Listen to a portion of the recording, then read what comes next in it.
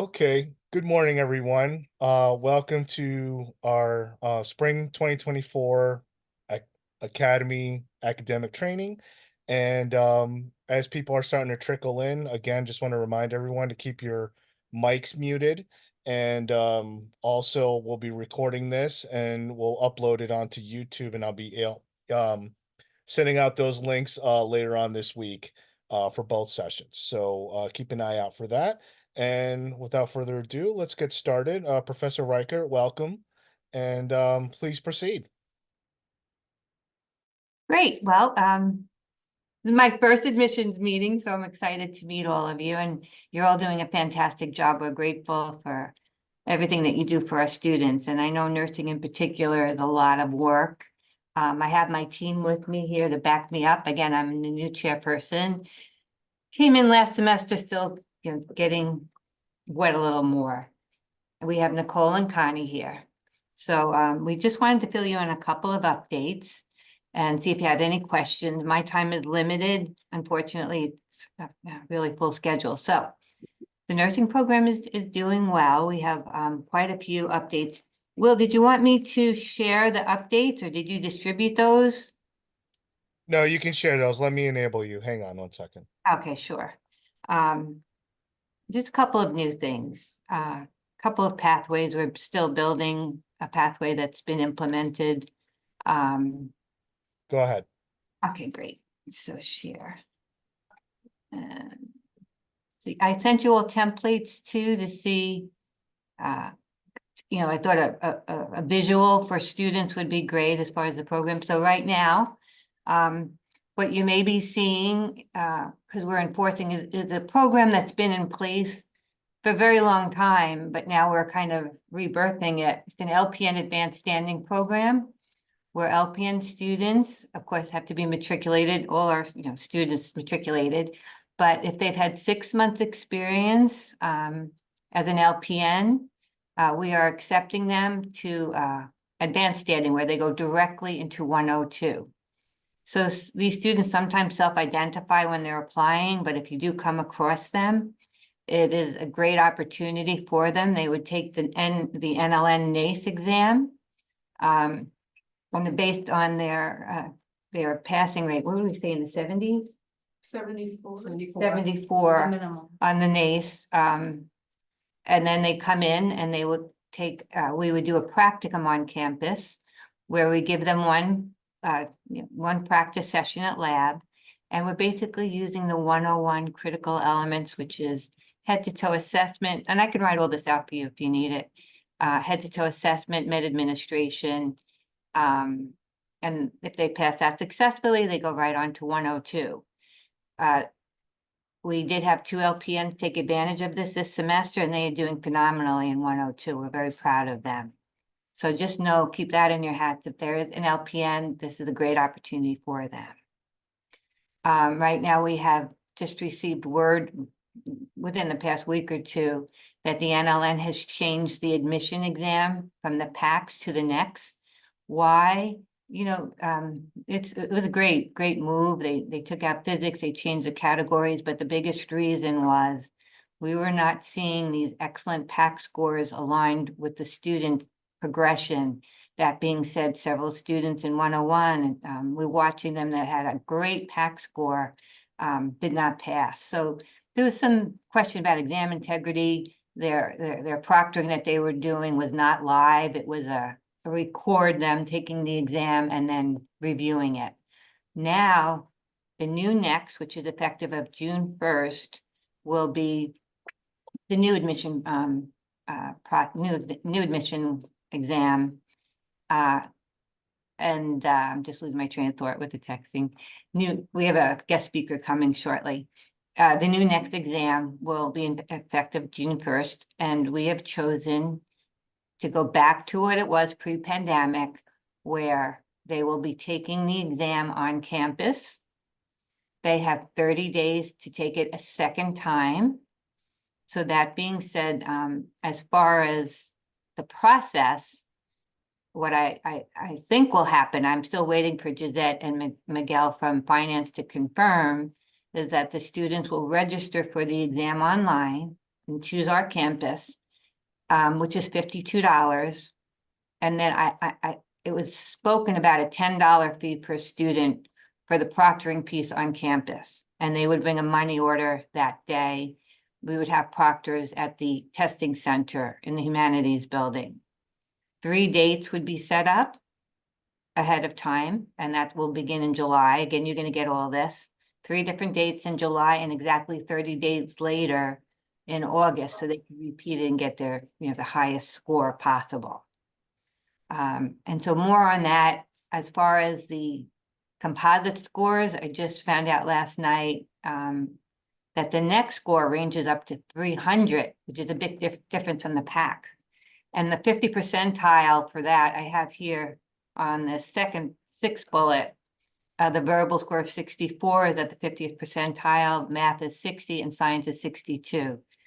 So I'm guessing we're looking at a, probably a score of a little bit under 200 for the next. Again, I still have to explore the psychometrics and the data and see and get back to you on that. As far as the speech requirements,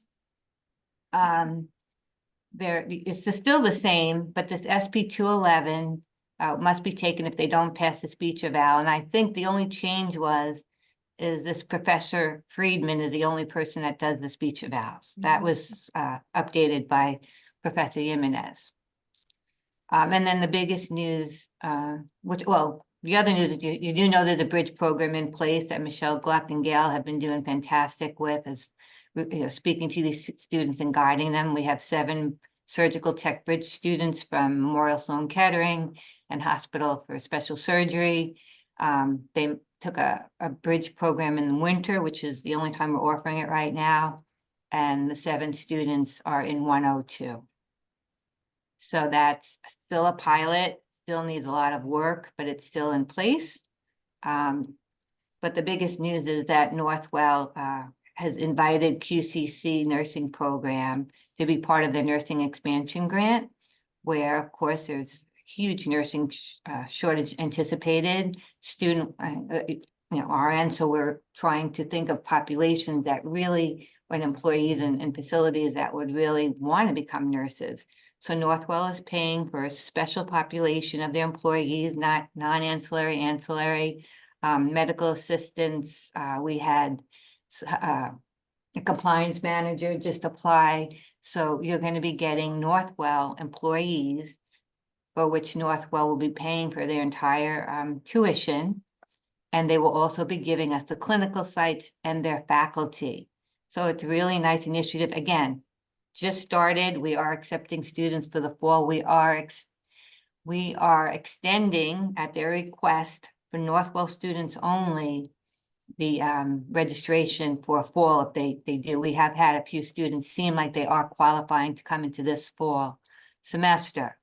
That being said, when I say extended, we're going to see how this week goes with the registration process.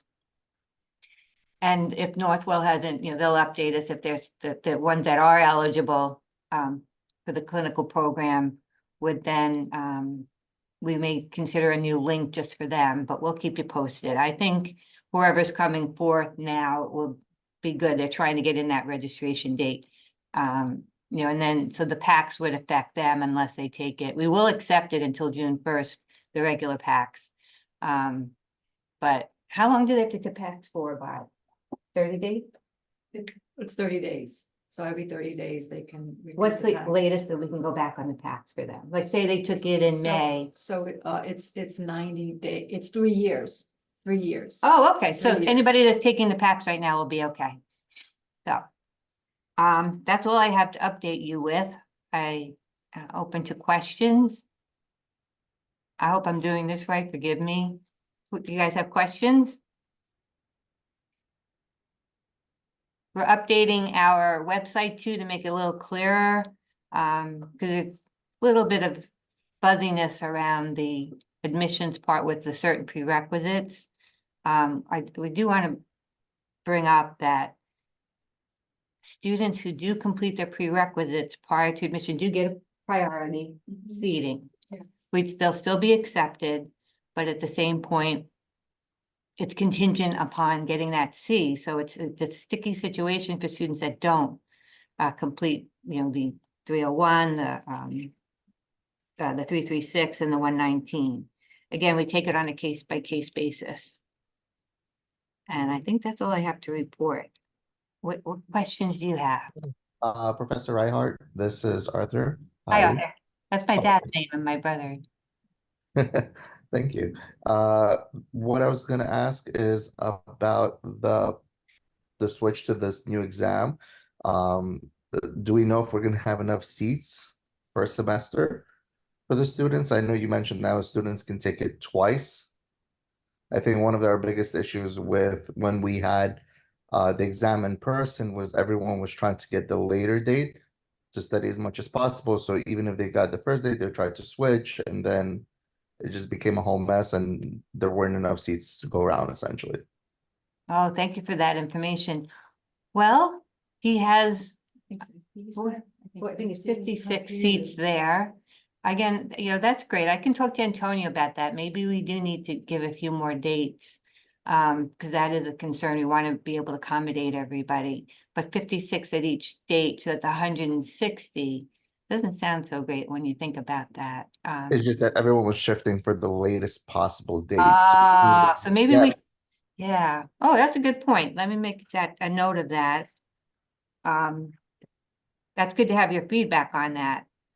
Yeah, and when we went So they would remote, shift it so it'd be close to as much time to study, and you saw a shift towards closer to the registration date. Is that what you saw? yes. So when this was ironically back when we were in the old Health Academy location, we'd have students come in and tell us stories of how even though they registered, they wanted the last possible date because they would open at different intervals. So they would get a seat in the first one, then try to get into the last one. And if they didn't, they would try to take it in the first one. But all of them would fill, and then it was just not enough for all people, just because again, everyone wanted that last possible date. When we went remote and everyone can take it at their own flexibility, that was no longer an issue. I know this, I'm interested to see what happens with that, but that's a really good point. So I'll talk to Antonio about that because he's handling the testing part. Maybe we'll add an extra couple of days or make them a little bit later so they still, and we'll talk together, all of us. Yeah. Thank you. No problem. And do we know what the minimum grade that you'll want on the next? So that I'm trying to still figure out. Again, they didn't have that information till last night. So the highest score you can get is 300 now. Wow. And they're recommending, and I put it on the little, pull this up again if you want. I put it right here and I'm going to send this to you because I just filled it in. Mhm. Over here, let me make this a little bigger.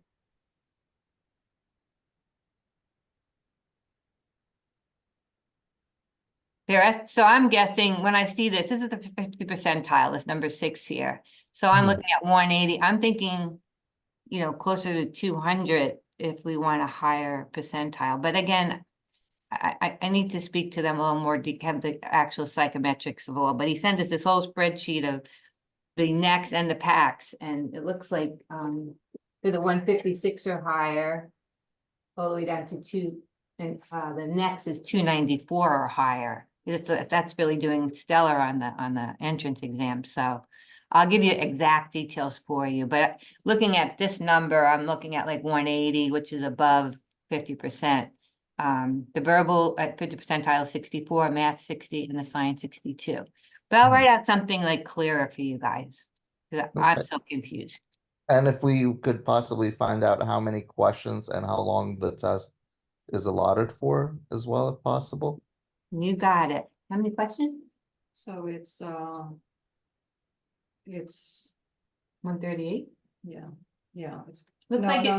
no, it's 4, 8, 9, 10, 3, That's the 4, 50, 5. those are the scores, so. I'll get you the questions for sure, the number. Awesome, thank you. I'm sorry, this just literally happened a week or so ago, maybe a little bit more. I can imagine, but thank you for sharing. Now, do I send this to Will and then to all of you? Get it? Is that what happens, Will? Yeah, I mean, Okay. we have your advanced copies, and Gail and I were going over that, and we'll send it out to the group. Yeah, anything I can do to help you all, I really appreciate we appreciate all you're doing. No, So thank you for your great time to and have the yeah. company. Well, welcome, and it'll be future sessions. We'll be talking again. Thank you Yeah. for your time, and Thank you, and thank you for your patience. and it's okay if folks reach out to the department with any additional questions, I assume. Okay. Of course. Thank you. All right, great. Take care. Have a great Um, day, everybody. You too. Thank you. Bye. Okay. Moving on, we have Professor Jankowski. Um, I know I saw him. I'm here. Hi, Jeff. How are you? Good. There we go. You have you can share the screen if you need to. Okay. I just wanted to talk about a couple of things today. I don't know if I'll need my entire time, but a few things I'd like to just bring to your attention. Let's see. Can you see the document with the yellow shading?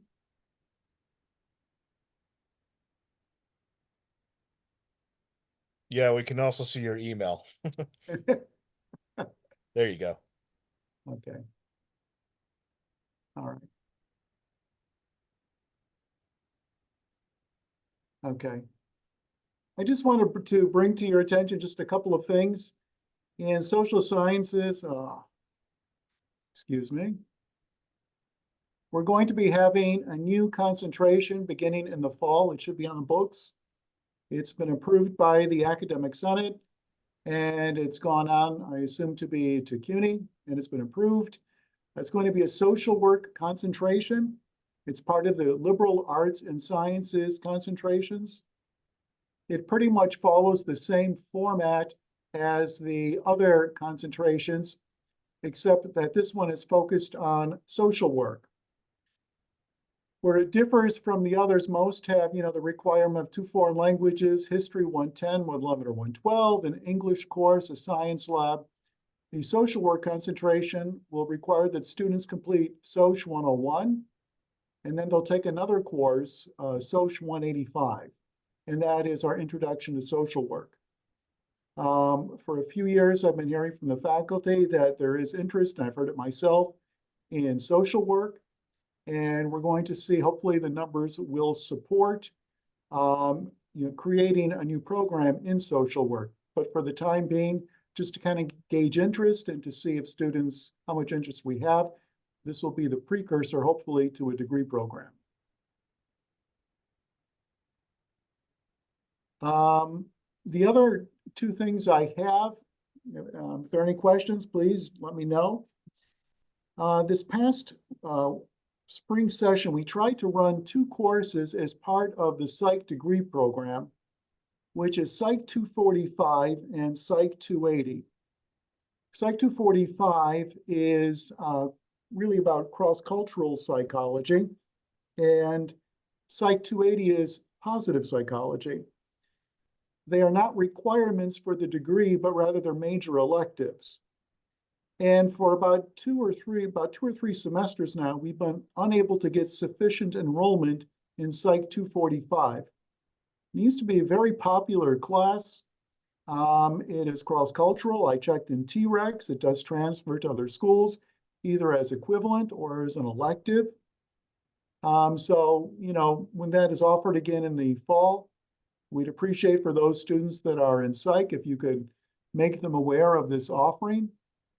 Professor Smith teaches it. She does a great job. And it really is a very interesting course because it presents human behavior from a cross-cultural perspective and how different people, different cultures understand human behavior.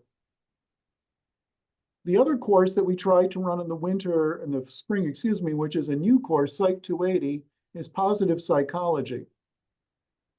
Positive psychology was kind of address some issues that people had with psychology courses in general, that it seemed to be to focus too much on abnormal behavior.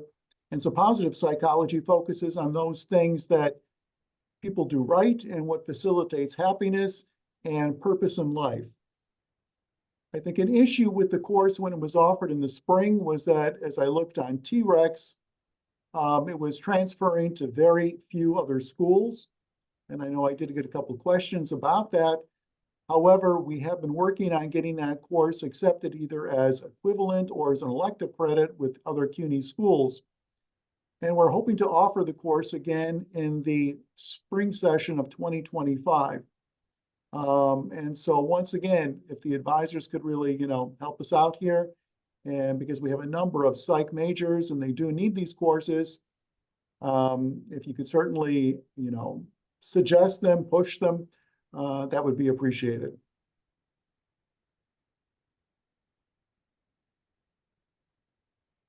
And that's frankly about all I have.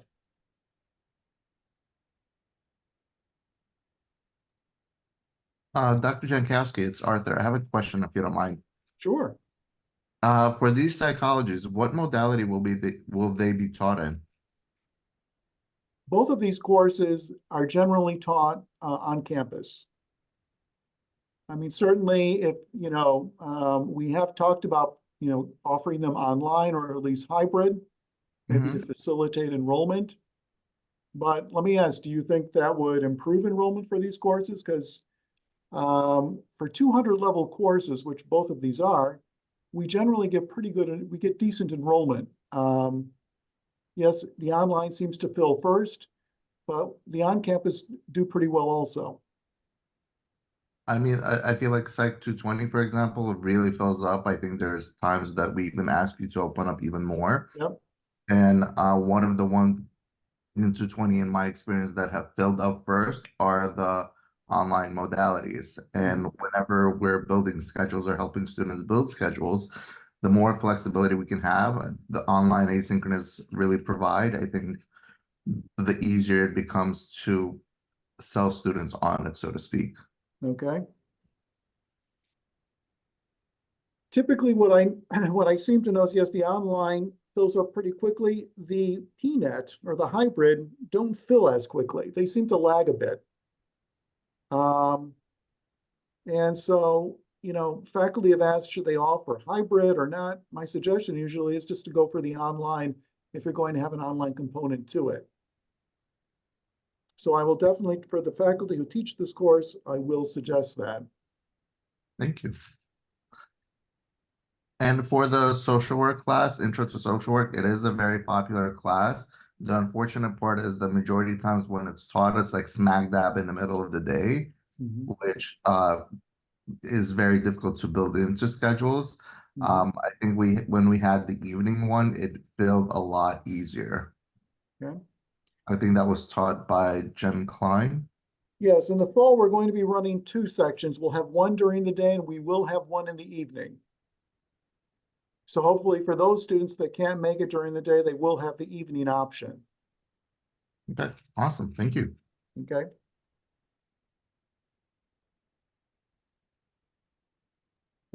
Multiple hands. Let's go with Dave. Hey, Dave. And then Olivia to follow. Just, can everybody hear me? Yes. Okay, thank you. My mic came unplugged there. So just to expand on what Arthur was saying, as far as modalities, what we found talking with students, and this was actually a discussion we recently had at a meeting, was that a lot of our students seem to be looking for online where possible. Certainly there are students who want in person, but we're seeing, post-pandemic, a lot of has shifted as far as general lifestyles with students, where we're seeing more and more students are now working even more. A lot of students are now even more students are in positions where they're in multi-generational homes, taking care of family members, taking care of younger siblings and relatives. So a lot of responsibilities in the home and at work have expanded for a lot of students since the pandemic. So I believe an expanded offering of online classes would certainly be very beneficial, especially for such fundamental courses as psychology.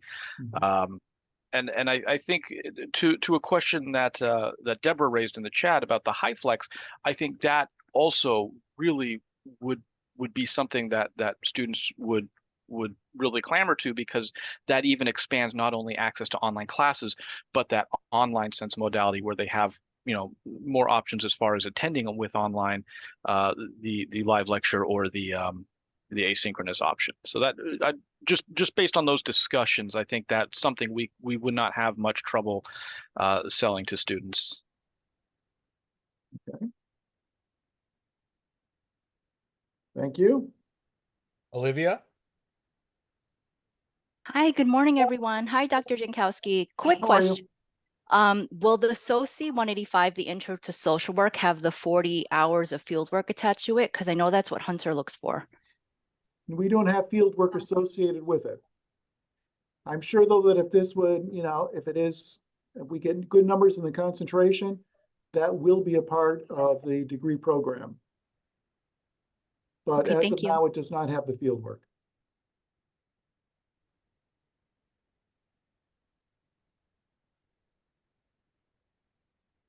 Any other questions?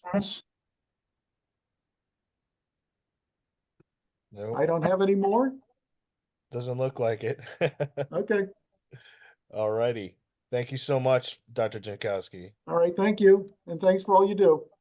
You too. You can stop the screen share. Okay. Great, thank you. Hold on, let me just double check here. Okay. Dr. Salas. Hi, Andrea. How are you? Good morning. Hello, William. Hello, everyone. Nice to see you all on this beautiful March morning. Hope everybody's doing well, feeling good. So I'm here to speak about, in general, about our Health, Phys Ed, and Dance Department programs. You will hear very soon more specifically about massage therapy from Professor Kornfeld and about dance from Professor Gizmar. But I'll just say a few things for our programs. We have 3 late starting classes. So if there are any students that are still seeking out a credit or 2 or up to 3 before the end of the semester, we have 2 PE courses that are going to start next week, soccer and pickleball. So, and it's the first time we're offering, the first time pickleball has enough enrollment to run. So that's all starting next week. So again, if there are any students that are still looking for some credits, now is the time to join in. We will have one more CPR course that's being offered in the beginning of May. So if students need that course or need another credit, just want to let you know that those are available, because we are towards the end of the semester. Thank you. Yes, to offering keeping their status, full-time status. Yes, and these are all either in-person or hybrid classes. So if there's any international students that need in-person, that's another benefit of these courses. So I just wanted to give a plug for those. I'll also speak about our public health program. You may have heard from Dr. Srivastava in biology speak about the program, and I'll just say a few more words about it. We are having a public health presentation on Wednesday, May 1st. It'll be on both in Zoom, it'll be high flex, so Zoom and in person. The announcement is on the events page, and it will be talking about careers and education in public health. So that would be for public health students or for any students interested in learning about the field. So similar to how my colleague in the social science department was speaking about courses, offering courses and wanting them to run, we are looking at public health courses, and for currently, we've been offering HE 114 principles and practices in public health every semester. That is for the requirement for public health majors, as well as a course for the nutrition concentration in liberal arts and sciences. We are considering only offering that course once a year now, based on enrollment needs. So if you have students that you're advising for registering for courses for the fall, please tell them if they need 114, to register for it for the fall, because it's not confirmed that will be offered in the spring. So if they don't take HE 114 in the fall, they may have to wait till the following fall. And the reason why we're doing this is the enrollment based. We want to have a good enrollment in each of the courses. So to not have to run them as independent studies, they're really meant to be full classes. So I just want to give your attention to that. We will also be offering HE 202, most likely in the spring as a regular class, and so that would also be a once a year class. So I wanted to mention that as well. That's a requirement only for public health students. So those are the big, messages I had for today. Like I said, you'll be hearing more in detail about the massage therapy program and dance program in the following presentations. If there are any questions, I'm happy to take them.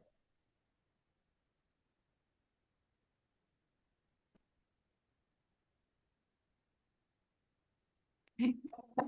Well, I thank you for your time. And if anything else comes up, you know how to reach me. Absolutely. Thank you. Okay, we're running ahead of schedule, but we'll have an extra couple minutes, um, Professor Kornfeld, so feel free to expand as long as you'd like, and you could proceed if you'd like. Gonna get large. Is my audio okay? Yes. Okay, great. Let me see if I can get a share screen, which is always an adventure. A whole screen.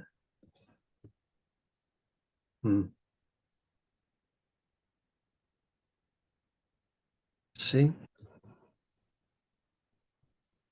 Okay, this thing up top is a bit of a problem. All right, great. Okay, so a few things. First, something that's been working out really well that I want to thank all of the advisors and you for, William, also, is we've been asking that you notify us, myself or Dr. Lazul, whenever you register our majors, especially when they're first coming in, even though they may not be in our HA track yet. And many of the advisors are doing this, and we really appreciate it for many reasons. One, we can reach out to them immediately, and we can support the kind of things that we need you to support also, like the health services clearance, which is always an issue forever, no matter how many times we remind them and who contacts them. So I want to encourage everyone to continue doing this whenever you set up programs for our majors, just to send me a mail or Dr. Lazul a mail, or it usually goes to both of us. So we can be there right from the start, make sure that things are optimized. And oftentimes they have questions that have to be answered on our side. So that's been working out great. We are very, very, very appreciative of that. The health services clearance, as you know, are required every semester. And you may want to remind our continuing students of that because there's a lot of amnesia about it. So even though they may be cleared for this semester, they will need to go through the clearance process again for next semester. Just a reminder, we have a pass line of C for all the HA and bio. So everything that's HA and bio has a pass line of C, and they are only allowed 2 attempts in order to continue in the program. As you're well aware, we've got our 1 semester only situation going on for most of our key classes. Western Massage 1, our Western Massage track, fall only, spring for 2.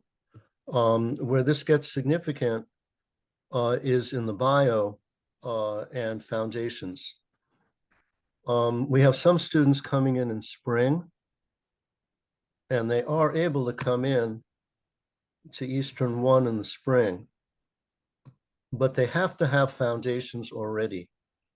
And every now and then someone sneaks through who doesn't have foundations, and they're coming in and Eastern 1 becomes their first hands-on course. And if they don't have foundations, they are just truly lost.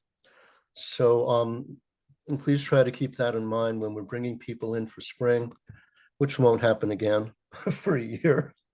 So hopefully we can meet again so I can remind you when that happens again. But this HA 101 needs HA 100. HA 100 is like critical for the entire HA track.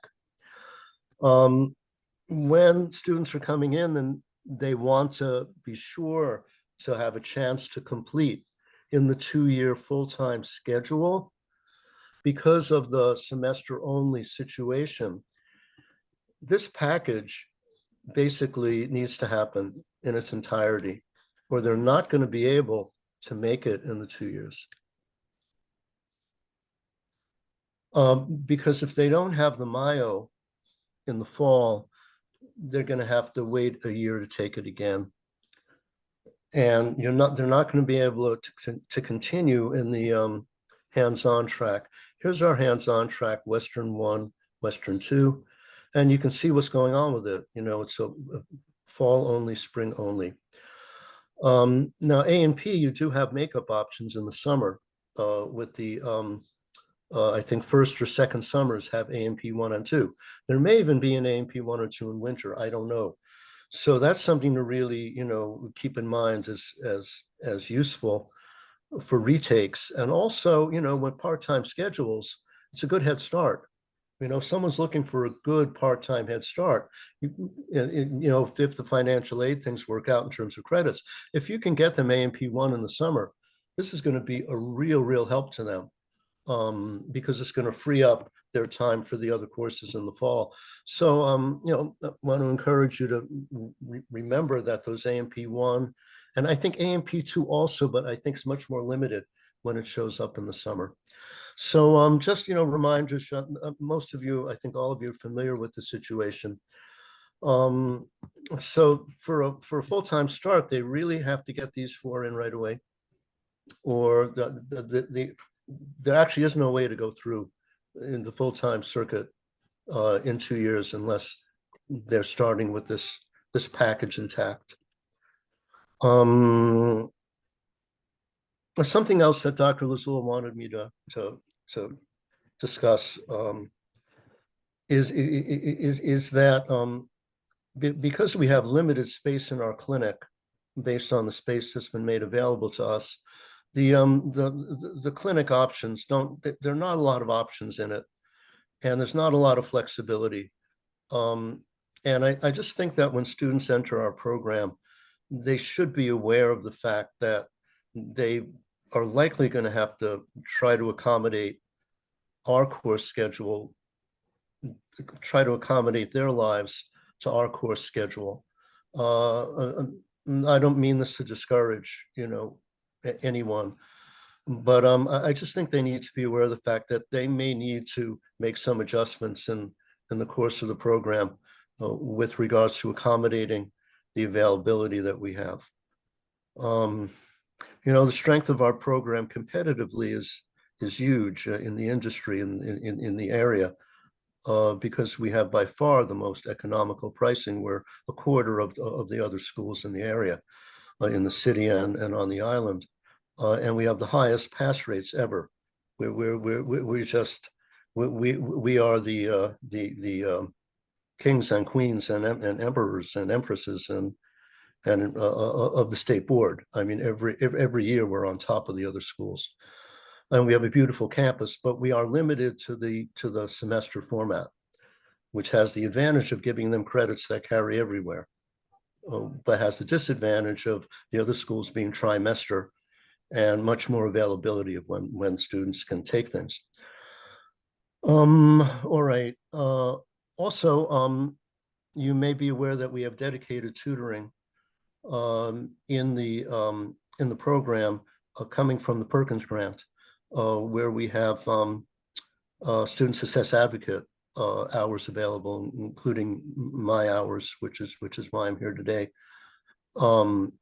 So you may want to keep this in mind if you have advisees who are struggling. At the first sign of struggle, they can contact us, or you can contact us. We have dedicated tutors for our bio courses.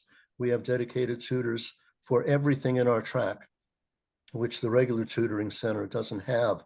So please keep that in mind. Students struggling, we want to reach out right away, absolutely right away. So we can, support them and try to help them succeed, and so we can keep them for the all important retention numbers. Okay, I think that's what I have today.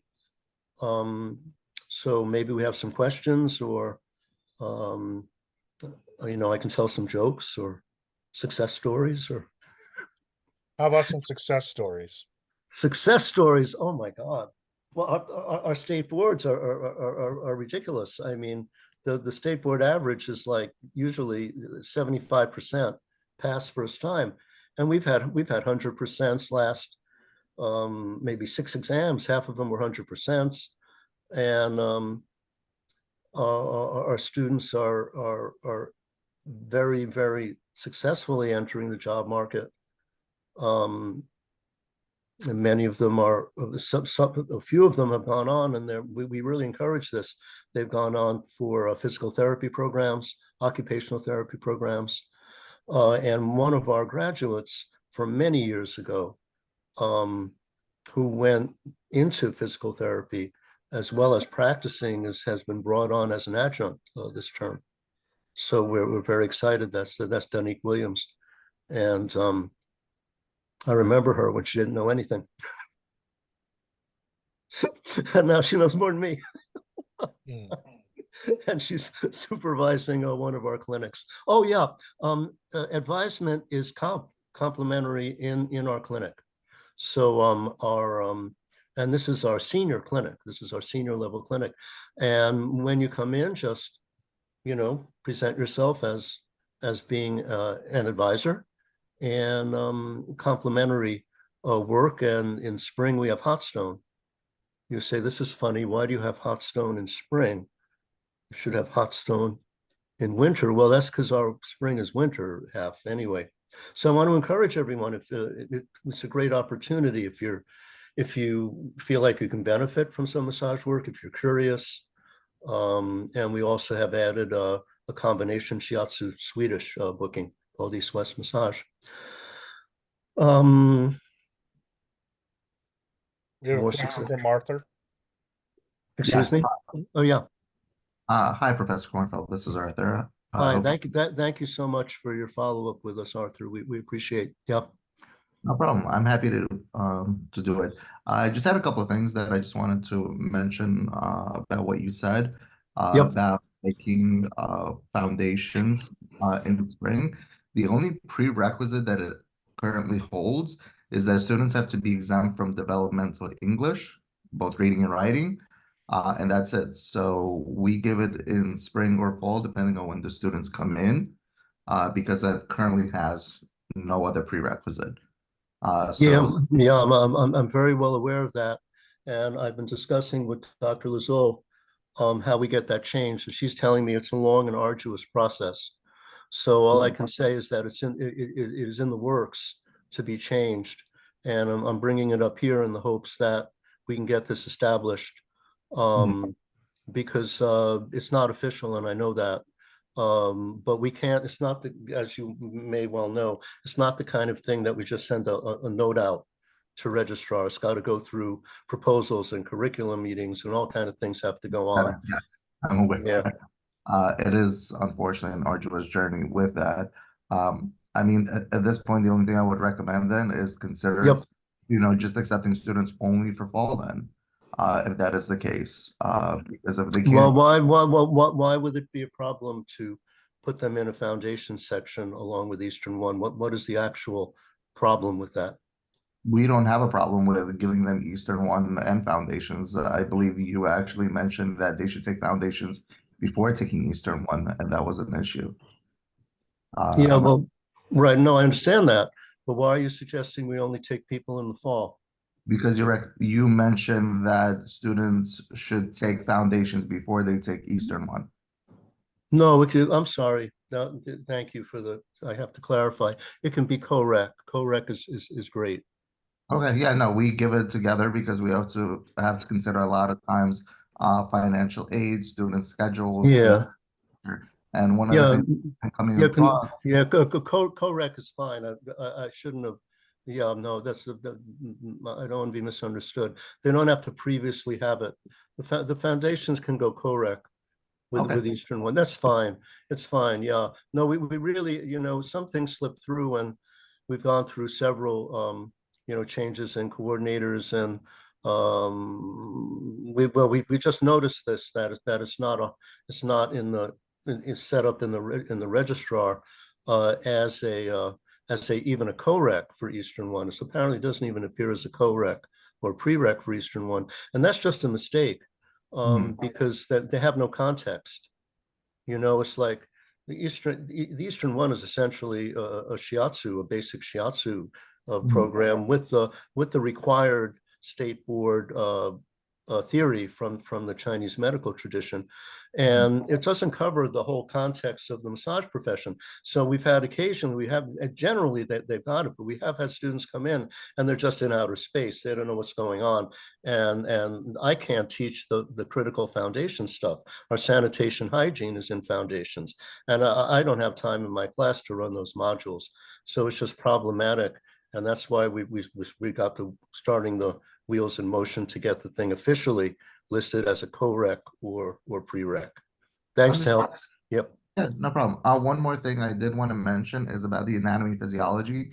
I know on paper it sounds like a good idea for students to take it in the summer, but I Yep. would probably advise against it, especially if students are struggling with it in Uh, fall or spring, because if they cannot handle that work in 15 weeks, they're not likely to be able to handle that kind of work in 7 weeks, where everything is, just kind of compounded. Understood. Yeah, it's a really good point. It's a really good point. Yep. Well, that's why you do your job and I do my job. Yes. But I just want to remind you, in case you're not aware of that option, that it's there.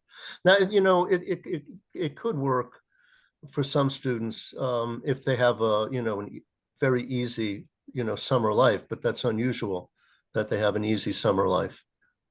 So anyway, yep. Well, thank you so much. Okay, great, thank you. I can't stretch anymore, William. I don't know. No, I really appreciate. My jokes are all obscure. We got the comedy. Thank you so much. All right. A little levity never hurts anybody. You bet. Okay, so as we're again we're making adjustments. I believe Aviva, are you here, Professor Geismar?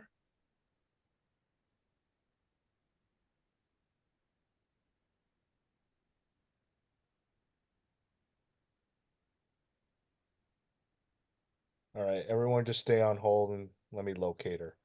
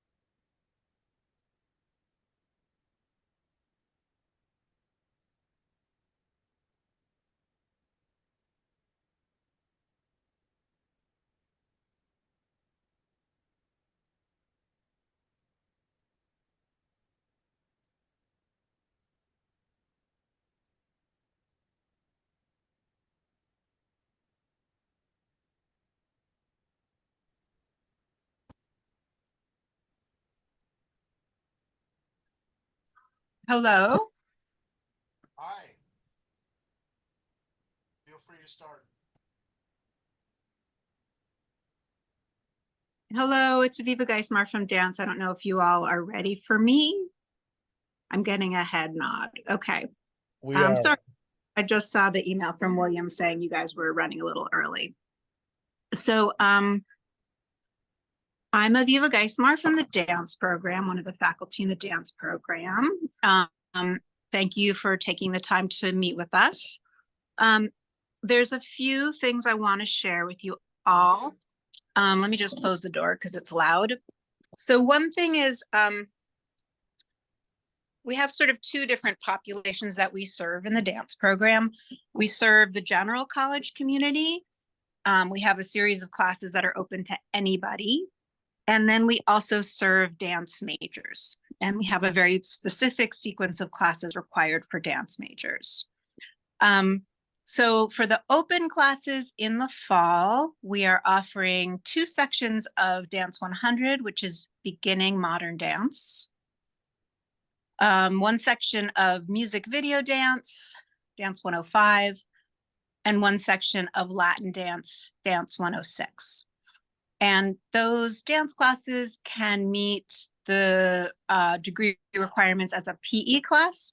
And for degrees where there are electives, they can also fulfill an elective. So encourage students to register for those. They're fun. They're sort of low stakes, just like other PE classes. People don't need any dance experience. They just need to be interested in exploring dance a little bit. And they are movement classes. The other class that we have for students both inside and outside the dance program, or dance majors and non-dance majors, is Dance 111, which is Introduction to the Art of Dance. So that is not a movement class. It's a discussion, lecture, writing class.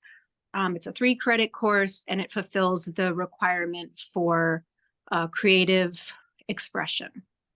So we have many, many sections of that every semester. They fill up pretty fast.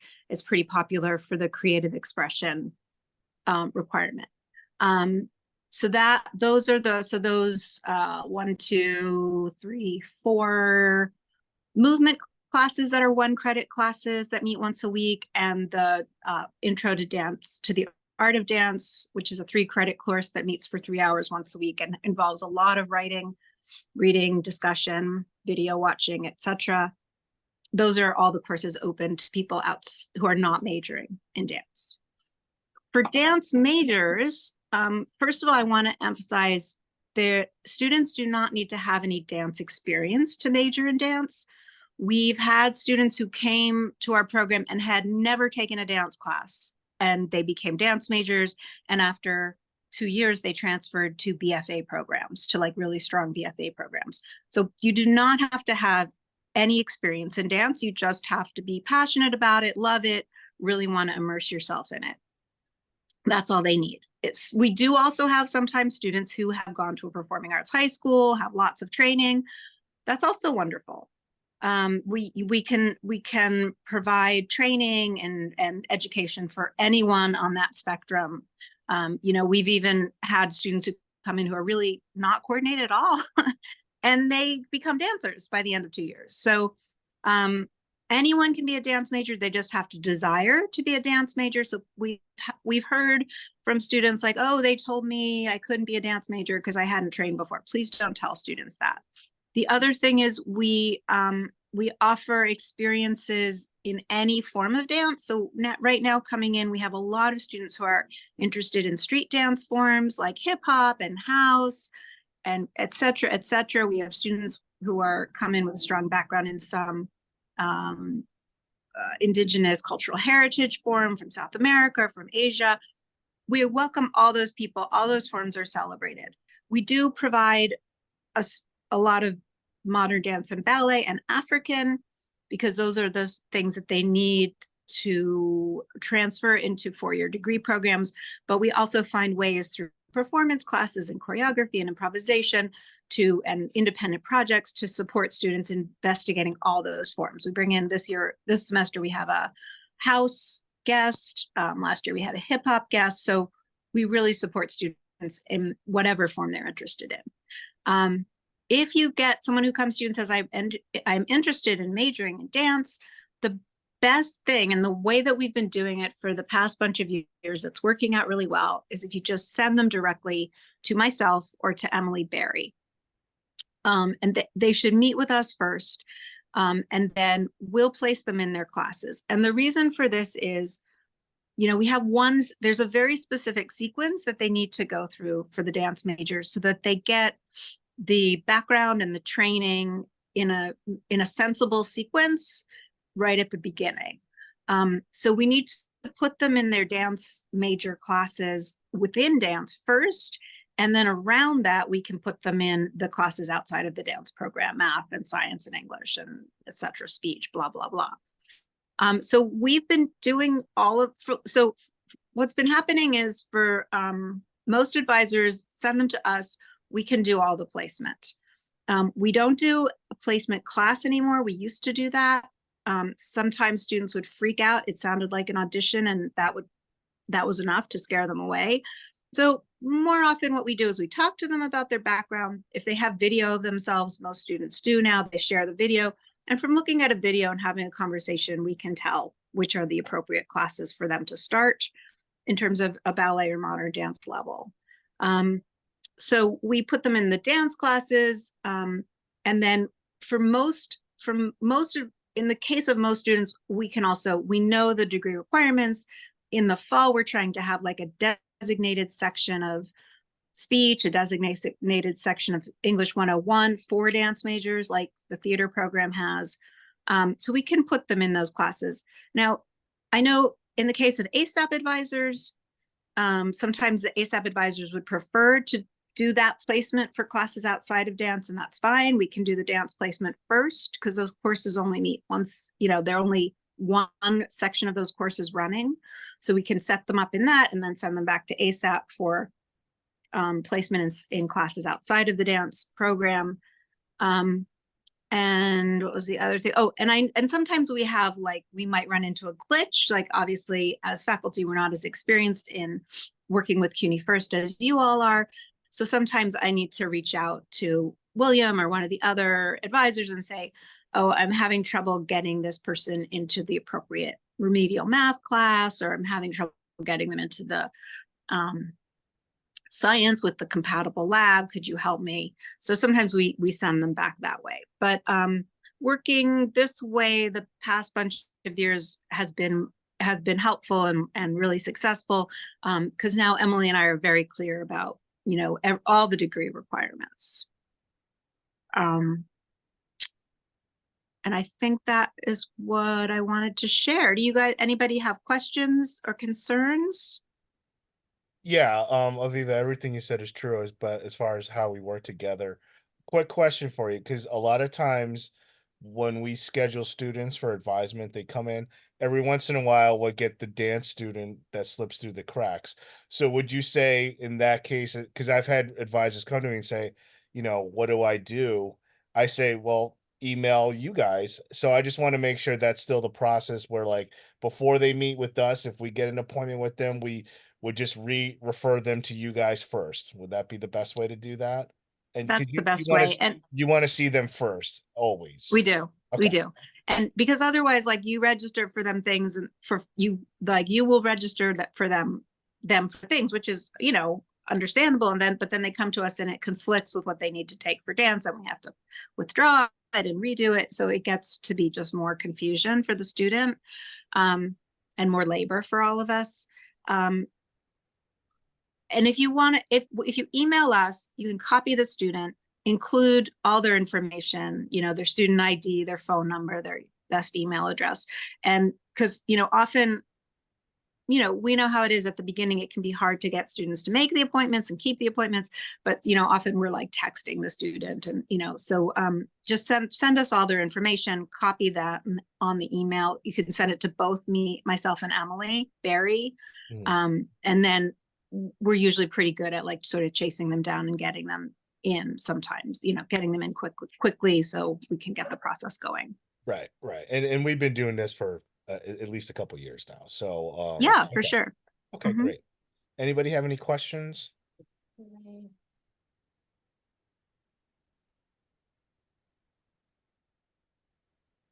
Okay. Okay, Okay. great. Thank you. Thank And you. let me just see who's next. Okay, I'll sign off if I can. Thank you, everyone. Let me get out.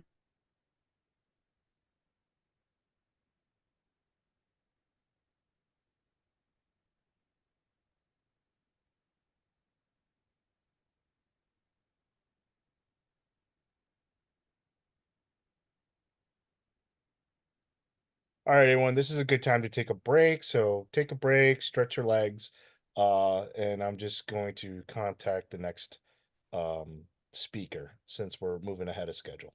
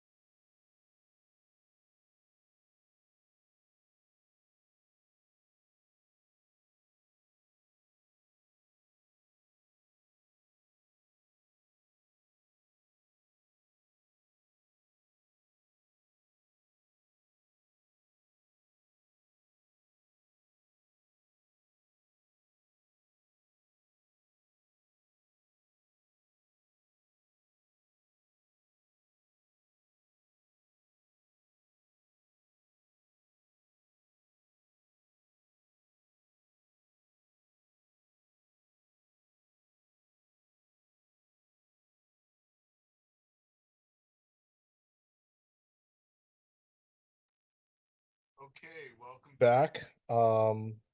We are going to start again with Panita Bonchali. Are you there, Panita? Yes, I am. Can everyone hear me? Yep. Okay. So how are you guys? Hope everyone is having a good morning. I'm here to talk about the medical assistant program. So this year we have actually so far not had any changes. We are in the process of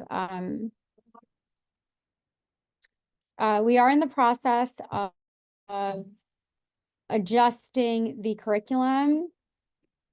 Trying to stop share. We are in the process of adjusting the curriculum. So those changes are going to be voted on this year. And we're hoping they go through by fall 24, but I'm not going to get into all of that because it's a little complicated. But there are a few things I just wanted to mention about this year. Because I'm still getting some confusion from students, and it's really confusing because we made so many changes over the course of the last several years. So I want to make sure everything from the past is clear.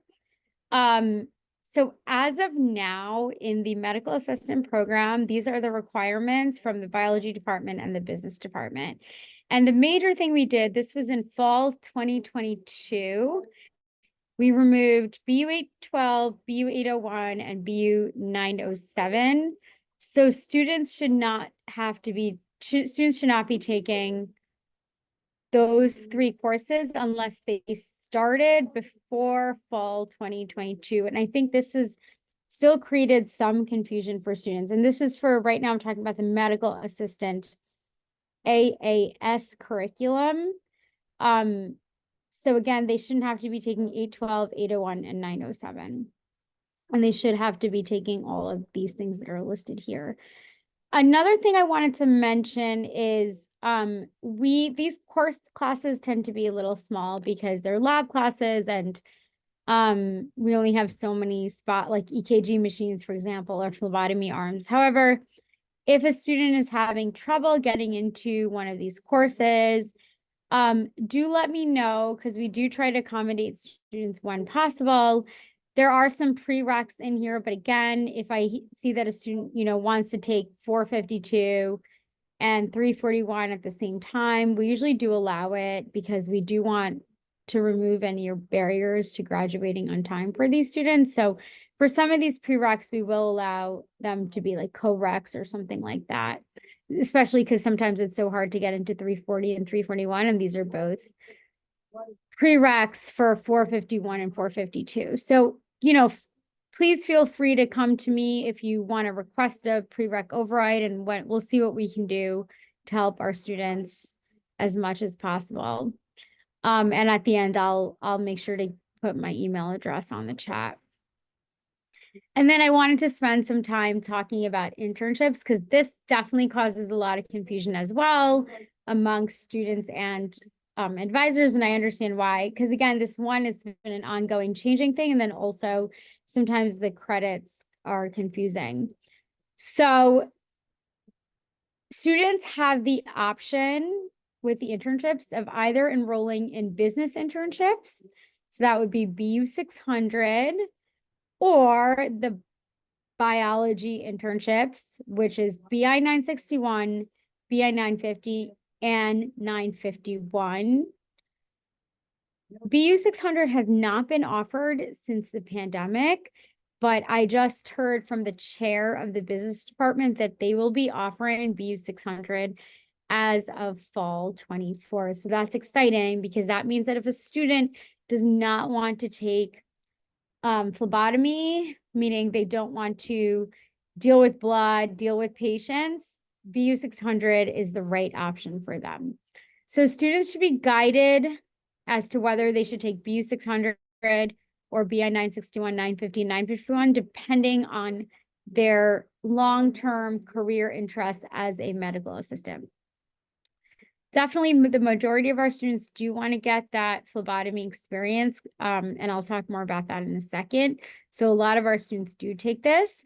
But if there are a handful of students who just don't want to take these courses together, and so we suggest that moving forward now they should be taking BU 600, which will be a purely administrative business internship at a healthcare facility. Okay, so a little about the biology set of internships. So BI 961 has BI 451 as a prerequisite. But any student can enroll in BI 961 on their own. That's the way it's set up. But the way it's set up is that BI 950 and 951 students need my permission to take that.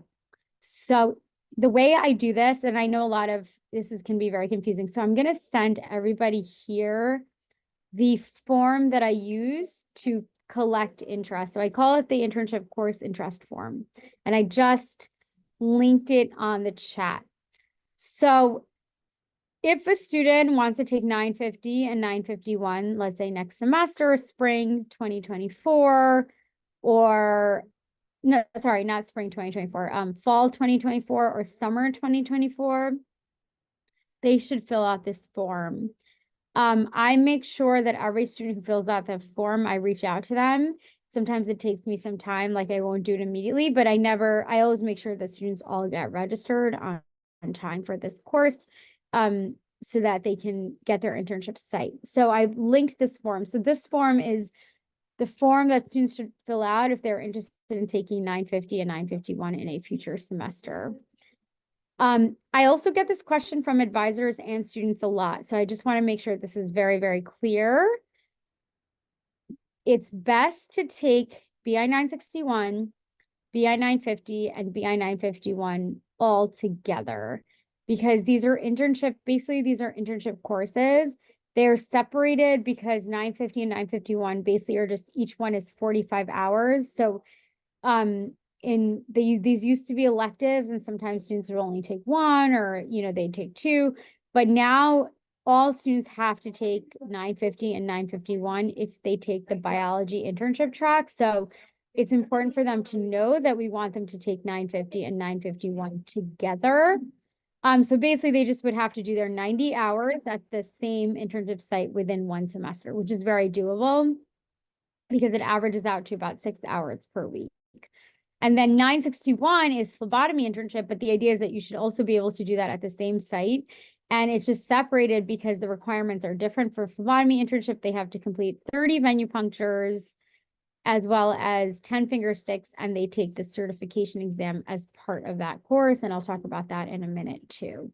So just to clarify, again, because I have had this confusion with students and advisors, so I know it's very confusing. So students should be taking 961, 950, and 951 together, and ideally it should be taken in the last semester. If not the last semester, then like the summer right before their last semester. Because the idea is that all the courses that they take throughout their medical assistant curriculum would then be applied to the internship. And also we want that these internships turn into jobs. So if they basically take it their last semester, then it can transition into a job upon graduation. So I already sent you the form. So I wrote here, you need permission to enroll in the 950 and 951. So I sent the form on the chat. And then I want to mention that the summer we do offer these 3, 950, 951, and 961. 961 normally does not need permission, but it needs permission for the summer because it's all condensed within a short period of the summer. So we do require permission for 961 in the summer. So if a student wants to take 961 in the summer, they should just reach out to me directly and I'll get them registered. So before I move on to the next part, I just wanted to ask anyone if they have a question about the internships.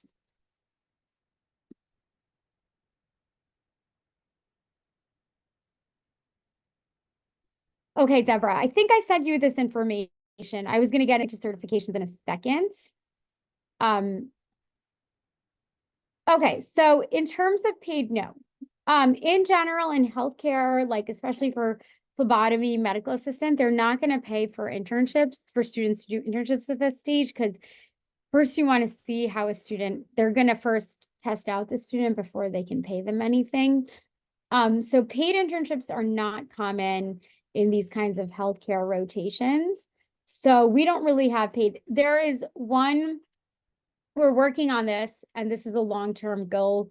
As with the AAS redesign project that I have funding for, there is a goal to incorporate a paid apprenticeship into this program. That's like a long-term goal. So within a year, we'll probably have it integrated into the curriculum. And then we're going to try to partner with 1 or 2 places that do this, but this is going to be down the line.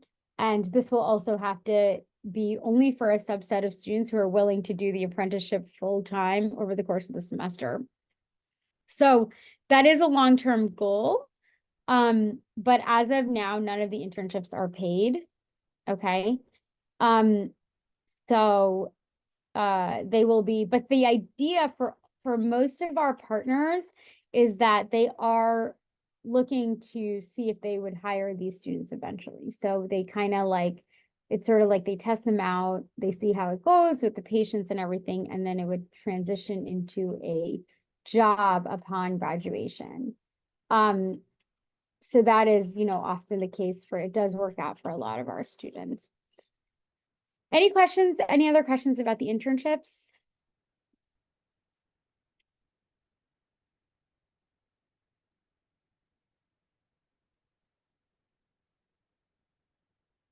Okay. And again, please just save that form that I sent, because that will, anytime a student wants to enroll in 950 or 951, they just have to fill that out. And then that's just how I keep track of all the interest. And then whenever I have time, then I'll send them all out individually. I mean, I'll reach out to each student individually and get them registered. So I know students sometimes get nervous because I take some time to get back to them, but it's just because I have to, I make sure they all get registered in time for this semester that's coming. So I haven't neglected them. It's just that I haven't allotted that time yet. Okay. So very quickly about the certificate program. Unfortunately, so the idea of the certificate program was that it's supposed to be a transition into the medical assistant AAS degree program.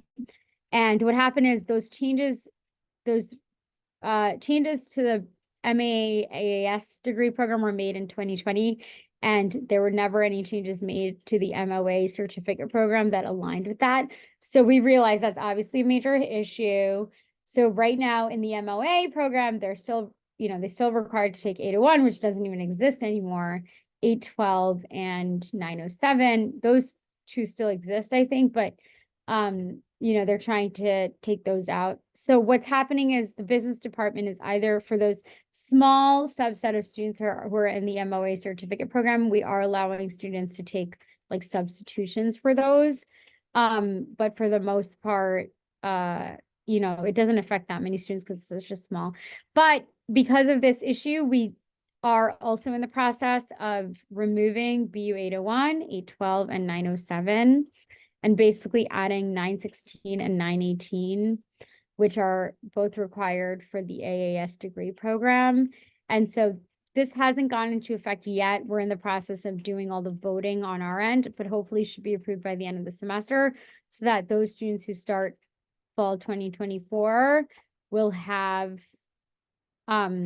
be using the new curriculum. So I'm telling you this right now just to be on the lookout for this. And if you do run into a certificate student, have them go to the business department for the appropriate substitution, since some of these courses don't even exist at this point. Okay, and then Deborah asked about certifications. So don't think of it as to take a certification, you need to pass a certification to graduate. But yes, you do need to pass certain certifications to pass a class, and that's up to instructor discretion. So as part of BI 961, what we've done and to help students is we've integrated the NHA certification as part of this course. So it's CPT. When they take 961, we pay for their study material. So I have Perkins funding, which allows me to pay for their study materials. every student gets access to the study materials. We give them assignments, just like as you would in a class, but it's just on the NHA site. And then at the end, instead of a final exam, they have a certification exam. So just like in any class, you have to pass the class, and the final to pass the, to then pass that course. You have to pass the final to pass the course. And of course, you have to pass the course to graduate, just like in any course. So that's really like, we integrated the certification exam as part of the course. And the idea is that because of this, we've been able to get like, every semester we have about 15 students getting certified in phlebotomy, which is such a good credential to have. And because we've integrated it in the course, it kind of forces them to sit down and take the exam. So, I understand it is sometimes like students feel a little bit stressed about it, but in the long run, it has increased the number of students that we get certified like considerably, and as a result, it makes them a lot more marketable, right? If they have a phlebotomy certification, that means that they have a skill that's highly desirable by healthcare facilities, and they can also just go on to just be a phlebotomist if they don't want to do the whole medical assistant thing. So it's a very, it's a kind of a gift, because we're paying for their study materials, we're paying for their practice exams, and we're paying for their certification fees, and we're guiding them through the process because they're enrolled in the course of preparing for this exam. So it is very important to kind of sort of stress and emphasize this. So BI 961, yes, to pass the class, you have to pass the certification exam. Now, I understand that there's always going to be a handful of students who just don't pass, whatever. So we give them 2 chances. And then at that point, if they haven't taken it, if they haven't passed the second time, I usually still allow them to pass the course because they've tried twice. But of course, we are like doing everything in our power to make sure that they pass and that they have all the tools and resources that they need to pass. So, I hope that's clear. And of course, I'm open to any feedback or anything that, you want to let me know about that confusion there, because we don't want students to have that confusion. Same with 452, it's also integrated into the course now as of last semester. So the instructors who are teaching these courses are giving them access to the study materials from the beginning of the course.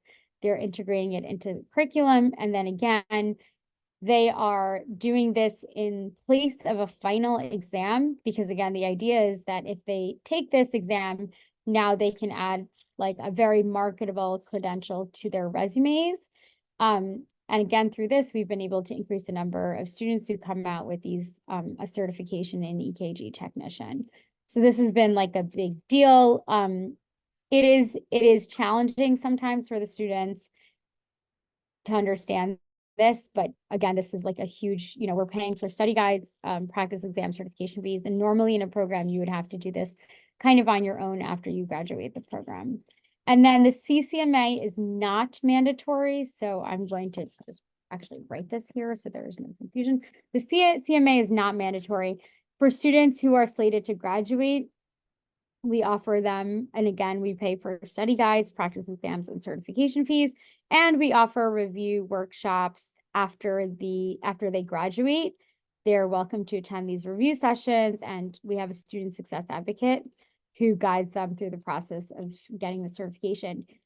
I can't remember the exact number right now, but I believe 75% of healthcare facilities want students to have some kind of certification if they're going to give them a job. So that's why it's so important that we try to encourage as many students as possible in this program to take these certification exams and to make them realize that it's not like a burden that we're doing this, it's to help them actually get that job upon graduation. And then separately, I'm offering an NHA health coaching assessment-based certificate. Health coaching is a big concept in healthcare. It's the idea of like being able to help patients navigate the complicated healthcare system. We can coach them. So we do this. It's about a 15 to 20 hour thing. And again, I have some grant funding to pay for our students to do this. So if you have any strong students that are looking for things to kind of beef up their resume, you can send them to me, because I'm kind of offering this to certain students if they show that they're willing and eager to do this. So for all these things, we provide a lot of workshops and guidance to help them pass and to perform well on these exams. And I know I'm running out of time now. I've kind of gone over my time. I'm gonna skip this, but I'm just gonna put my email address That's here and then. okay. You don't have to rush. Okay, all right. Sorry about that. And then, No yeah, problem. and then thank you for the extra time, actually. And then I'm adding, we have for this program, again, through Perkins funding, a student success advocate. She's like really wonderful. If you haven't interacted with her yet, she's always looking out for the students. And I also want to, through a separate grant, have her as a career coach. So in the final semester, she's reaching out to students who are slated to graduate. But if anyone, even early on in their career wants to go and talk to her, she kind of is playing a double role, student success advocate, career coach. And she's there to support the students, maybe help them figure out some difficult, decisions, or to help them even perform better in the classroom. She's big on helping students cope with anxiety, which can often be a barrier for a lot of students. So she's there to support our students in whatever ways they need and remove any barriers. And she's now even doing career coach things. So she helps them with resumes. She helps them. We have so many, we have so much communication with employers at this point because there's such a high demand for medical assistants, especially after the pandemic. And a lot of places are losing good medical assistants. So they're like desperate for medical assistants. So she's connecting them with various different employers within the Queens and New York City area to help them get those jobs. So, and that's the ultimate goal for our students. So definitely, if you feel like a student is in a place where they can use this kind of support or guidance, feel free to reach out to her. And as you guys know, students can also reach out to me at any time with questions. So that's her email address. Her name is Elizabeth Matos Avilas. And then, of course, mine is @qcc.edu. And feel free to always reach out to me with any questions. I hope I didn't overwhelm you and that everything was clear. Let me know if you have any questions right now as well.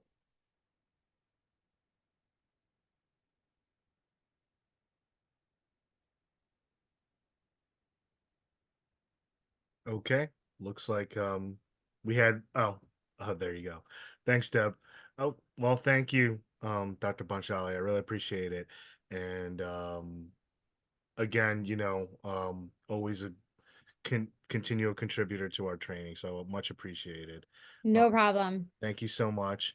We're gonna move on next. Bonnie Flaherty's next to give us some updates with CUNY Start. Hi, Bonnie. Hi, everybody. We should all be outside in the sunshine right now, I think. Thanks for having me, though. I thought it would be helpful to share with you all kind of a trimmed down version of what we share with students who we meet with, and just tell you a little bit about how students are routed to CUNY Start and then out of CUNY Start. The admissions office sends us all students who have a deep need in English and math as their starting place for advisement, with the exception of students who are taking the AccuPlacer for their English placement. We can work with any student who has an English need and or a math need, or any student identified as ESL who has a English 99 or that co-requisite placement, as long as they are not, I see Jeff is here. So I just want to make sure we cannot enroll F1 visa students except in our summer programs, when we are super happy to take them then. But in the fall, students are either non-matric with us, or they are just taking one credit class. So let me walk us through. First, let me get, sorry, was not right where I should be.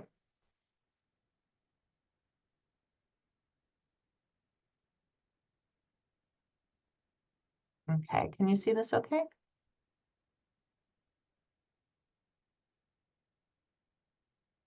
Yep. Okay, awesome. So we meet with students And really, instead of taking you are registered for, you have to register for CUNY Start, or your placement tells you you have to register for CUNY Start, or this is the very best place for you, we take it more as an informational session about what college is in terms of you're a degree seeking student, you are in a program of study that requires certain things, that everyone has to take an English and math sequence regardless of their program of study, and that students have to make academic progress to retain financial aid and to remain enrolled. And again, this is kind of how we start out with students after we do some warm-up exercises with them, but we want them to have that information. Then we talk through how placement is done at the college now using the proficiency index. We talk about it's based on basically all of the academic information that the student shared with the admissions office as part of their admissions application. And then we talk about options for satisfying English and math prerequisites.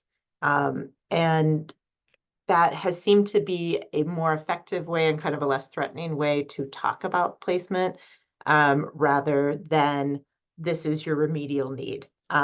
Because it gives students a lot of like, oh, here are I didn't get proficiency through my application evaluation. However, I have these 3 other options.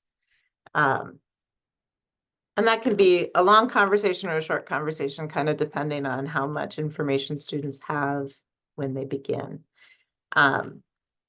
Then we talk about with the student that they are in charge of choosing things for themselves and making informed decisions. And we encourage them to ask themselves these questions.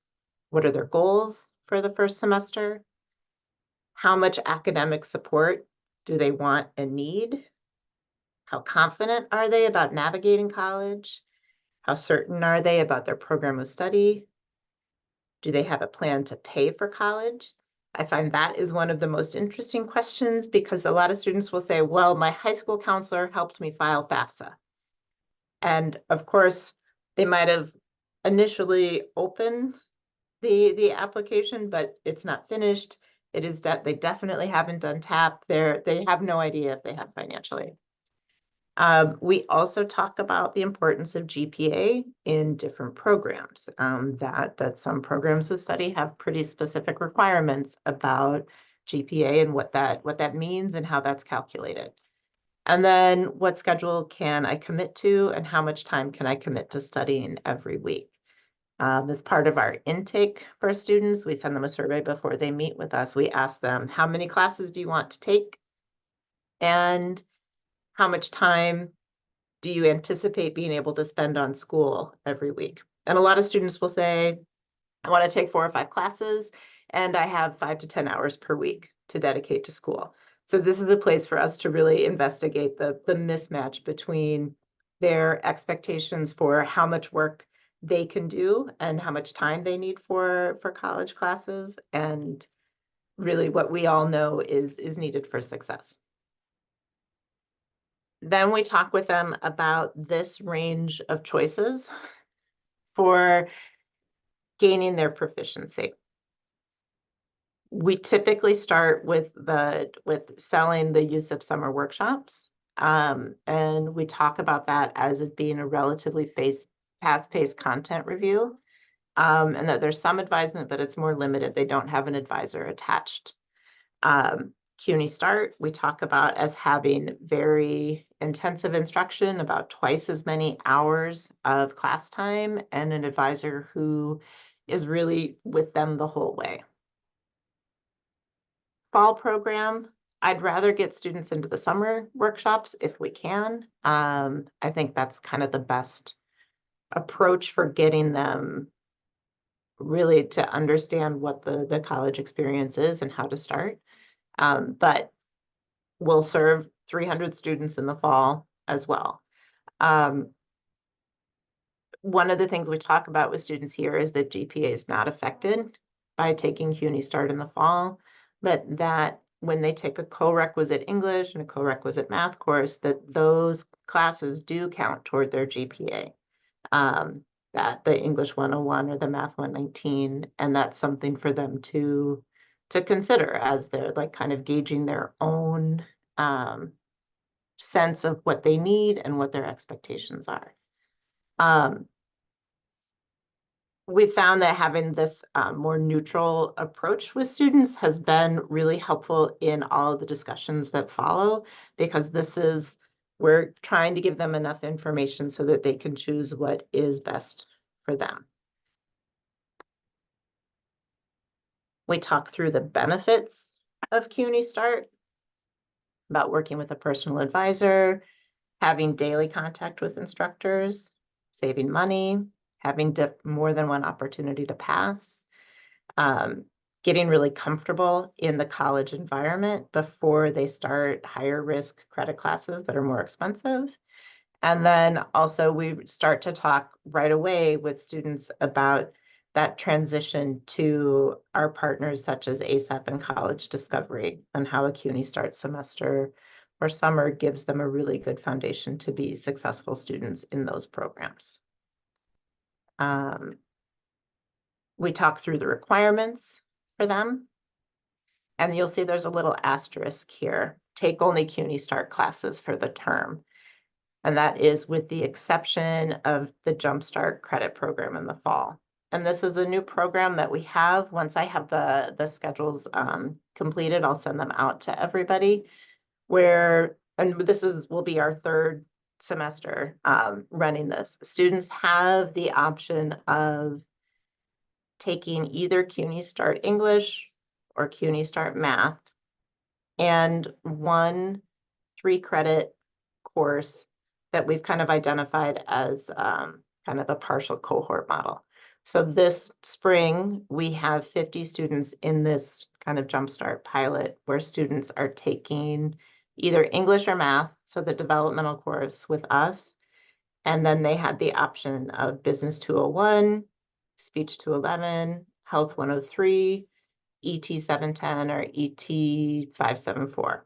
So the idea is for them to work on that developmental need in the really intense CUNY Start environment, but also have the carrot of taking a class in their program of study, so that they feel like they're making that progress.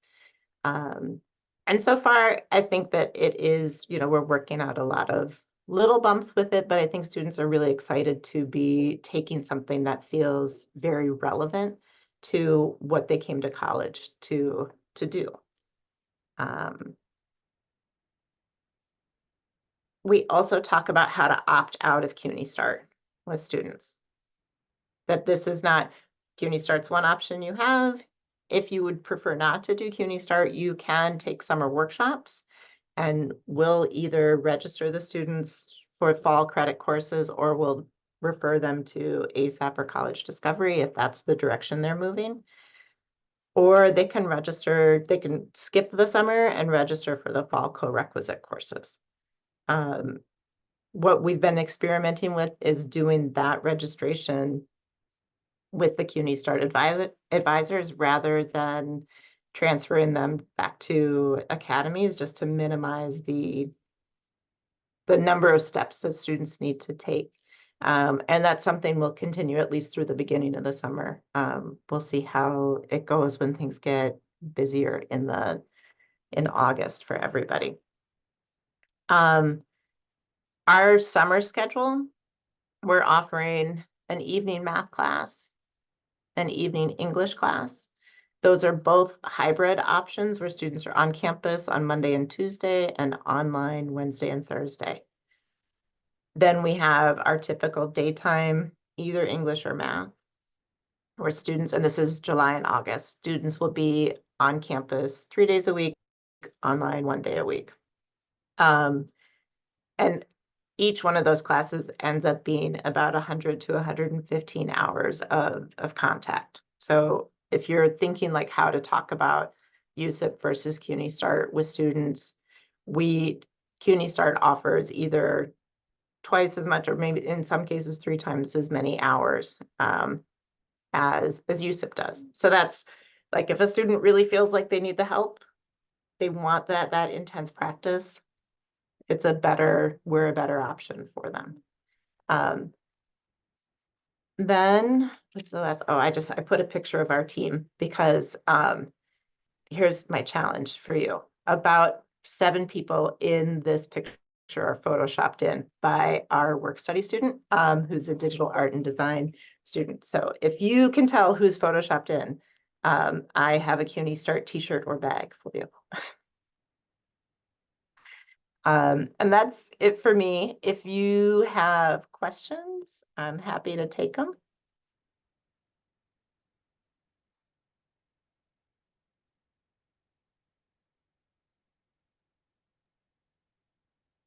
All right. That was a lot. But good to know. Can you share some of those slides or docs with them? Okay, Yeah, I'll share. What I want to do is get our fall schedules finalized, and then Okay. I'll put that in as well. Great. And send it to you all as a PDF. And I can also send you a student facing kind of one pager. Perfect.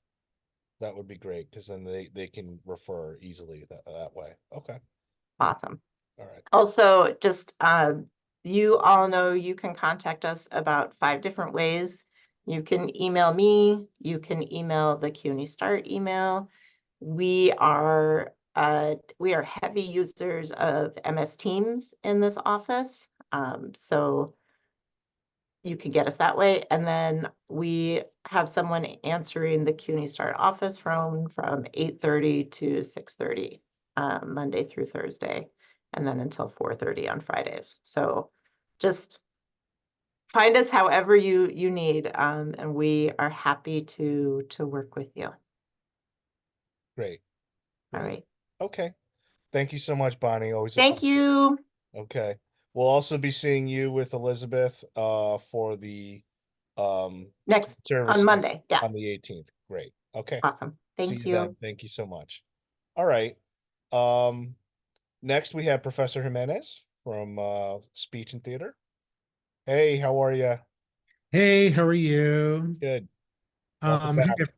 thank you. Hey, everyone. Thanks for having me. So and just for clarity, I know it's always a learning curve. Our department name is now Communication, Theater, and Media Production, which is always, people are still saying speech and theater, and it's been hard to get the website changed, and we've been at it for a while. So, and the reason that we have that is because of the film. We changed it because of the new film major, which is now about 4 years old. So it's not that new, but so it's good to. I'm just trying to reinforce it. So and it's a mouthful. So we all say CTMP if that's easier for everyone. So today I'm going to talk to you a little bit about advising protocol or sequencing for our theater majors and also our film majors. And then after me, you'll hear from Dr. Franca Ferrari Bridgers, who will talk about the communication concentration in liberal arts for our department. But I'm going to share us my screen with cohort scheduling. So we do a bunch of cohort scheduling for our theater students and our film students. I'm going to start with theater and then I will do film. So what we do is we provide usually a first semester and our second semester students specific sequencing if they are declared as a theater major upon arrival as first semester. And then second semester is easier because they've either claimed that they were, declared that they're a theater major later, or it's just the second semester and they're sequencing. So what we do is there are requirements that they should take, and they should take them sooner than later. And some of those, and the same thing goes for film, but we'll start with theater. So right here we have TH 121, as you can see on Tuesdays. So we have a course that is designated just for our theater majors, because we also offer TH 120, which is a acting one course for non-majors. Now, if a student comes and they want to take a TH 120 course, which is the non-majors class, and then in their second semester they want to declare a theater major, we will accept 120 as a substitute for 121. We'll accept that towards so that they can continue on in the sequence. But we try to get them into 121. We usually only fill one section, but for the rare occasions where we have more theater majors coming in, we will place them into a 120, which is taught by the same professor. But usually we can fill one class. So that's the TH 121. We also want to make sure they're in TH 131, which is stagecraft, and so that they can get that out of the way, because these are sequential. So we want to make sure that if they're a theater major, they're either a performance major or a technical theater major. And all of our performance and technical theater majors have to take acting 1 and stagecraft 1. But they will need to, in their second semester, take the upper level divisional courses. So we want to make sure that they get those out in the first semester immediately, especially acting for performance, because they usually start performing in our productions in their second year, and we want to make sure that they have the acting fundamentals before they get on stage, so that they can be scaffolded in the most in the best and most intentional way for their learning. So then in the second and then they also will take TH 111 on Fridays, which is a hybrid asynchronous class. So it's sometimes in person, and the when it's not in person, it's asynchronous. And then we say they can add, and the English 101 or the ST 100 as the schedule allows within these. But all of these sections are specific, and we have seats reserved for these majors in these classes, including SP 211. Anything that says required obviously is required. And then when we get to second semester, we're having them take TH 221, which is acting 2, and those are usually for performance majors. TH 231, which is stagecraft 2, runs every other semester, so we can place them in that later. They don't have to take it in the cohort. I have been working with math. I still have to make sure I get approval for this, but math usually will run a section for us that is for theater and film majors only, so that they're all in the same class that fits into their schedule. And this math class is what we recommend. Of course, if they want to take algebra because they're great at it, they can, but we have found most success in math and contemporary society for our art students. And then we also have the second semester technical theater, right? So you're going to see also for acting here and technical theater, they both have to take TH 153, which is a required course for voice for the actor. And we have it there. And then we say they can take English 102 in the second semester, health, or choice of PE. That's what we recommend. Also, before I move on to film, I just want to say that you'll notice that all of these classes are in early afternoon.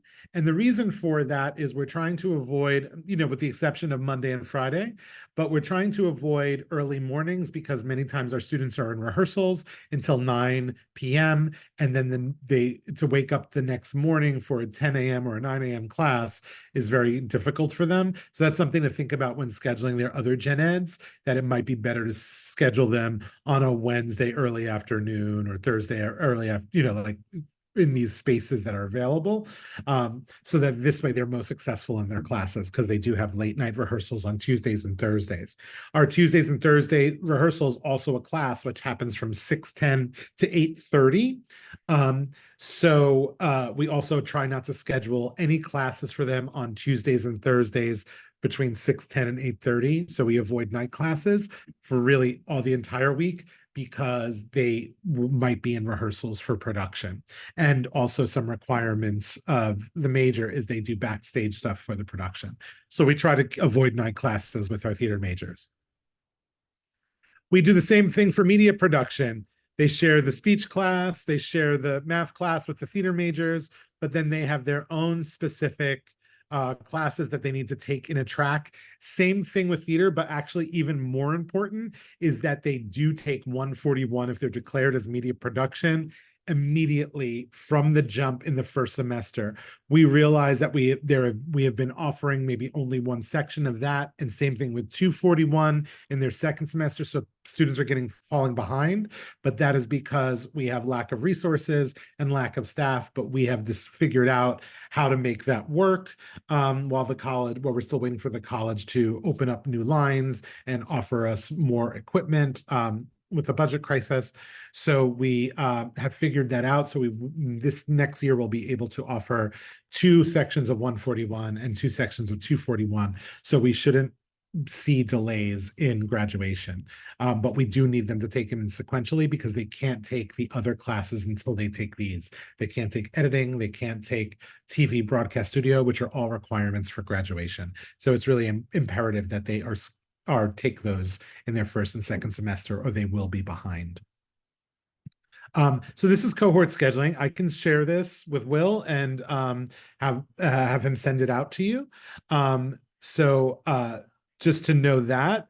And then real quick, I'm just going to show you specifically just going back to what I was saying here, they have to take 141 and 241, these 2 classes right here, before they can take the upper level, like I said, editing and TV studio. And if they don't take those and they wait to take 141 until like the first semester of their second year, they will take 241 in the second semester of their second year, and then they're going to have to be here later because these are not offered in the summer or winter because we don't have enough enrollment for them specifically in those times. So we're really trying to make the case for them to take 141 in their first semester and 241 in order for them to be successful. As far as writing for the screen, electronic media, media criticism, 245 and 246, these 2 right here, they can be taken immediately. Writing for the screen should have a prerequisite of English 101, so that should be taken in their second semester. And it's also listed on the cohort scheduling that I just showed you for their second semester for writing of the screen.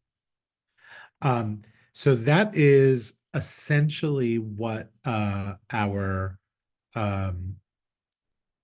advising protocols are.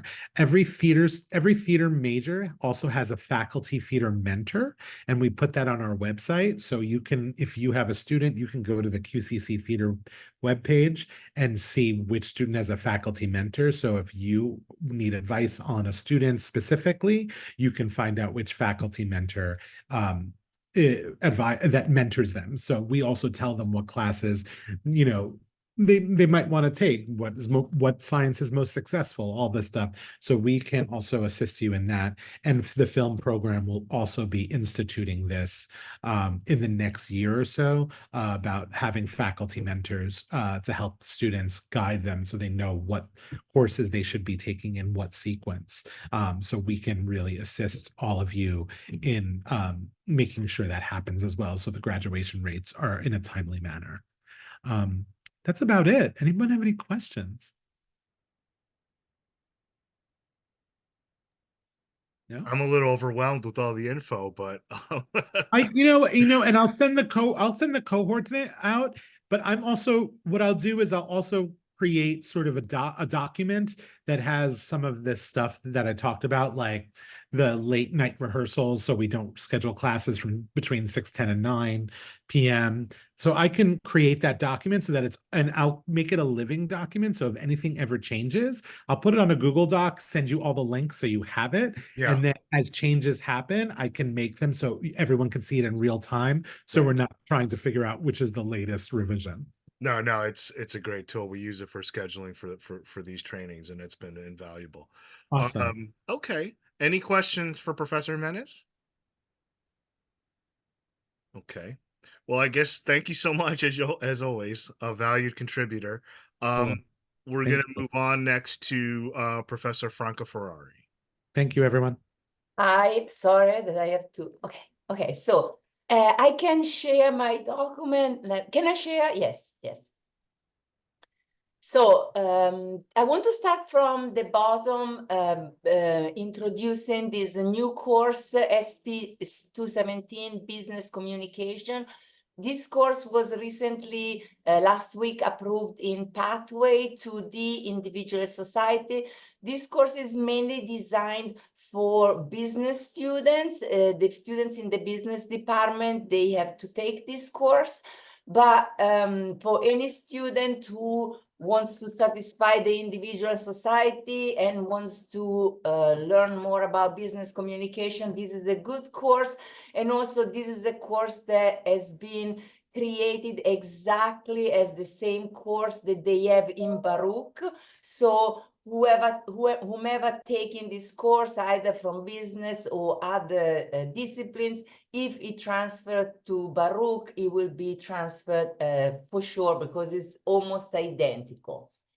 Then we have SP, yes, 216, SP 216, Introduction to Language Science. This is in Pathways to E, Scientific World. Unfortunately, this course never ran, so we will try again this time. And this is a course for people who needs to satisfy the science requirement, but they don't want to take a traditional science course. This is a course that is very good for non-native English speakers, that they have to learn and understand more how the grammar of English, they have to understand better the function, the structure of the English grammar. And also is one course recommended for students who wants to become speech pathologist. And I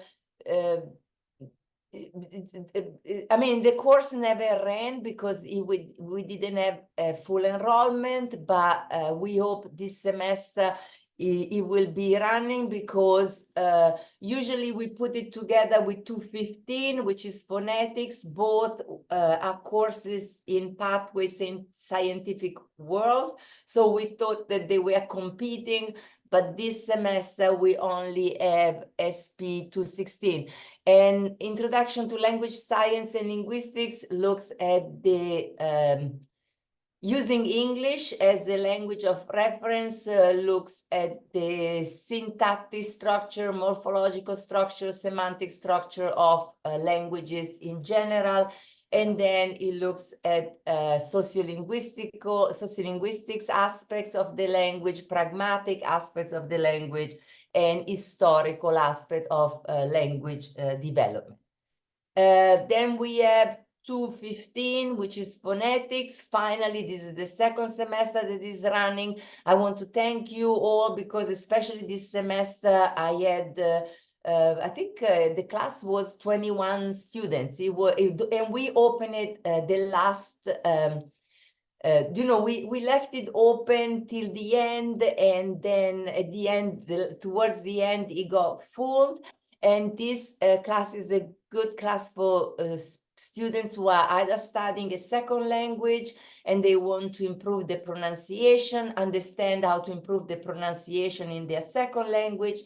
Is good for students who English is not their first language, because they will learn how to pronounce the sounds of the English language, and comparing it and contrasting with their own language. Is a class that is recommended for students who want to become a speech pathologist.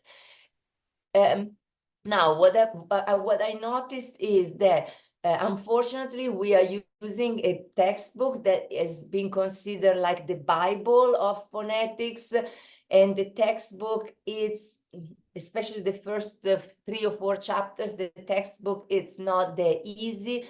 But I noticed that then students, by giving students more time and relaxing a little bit the deadlines, most of the students are able then to follow and to complete the assignments and the quizzes.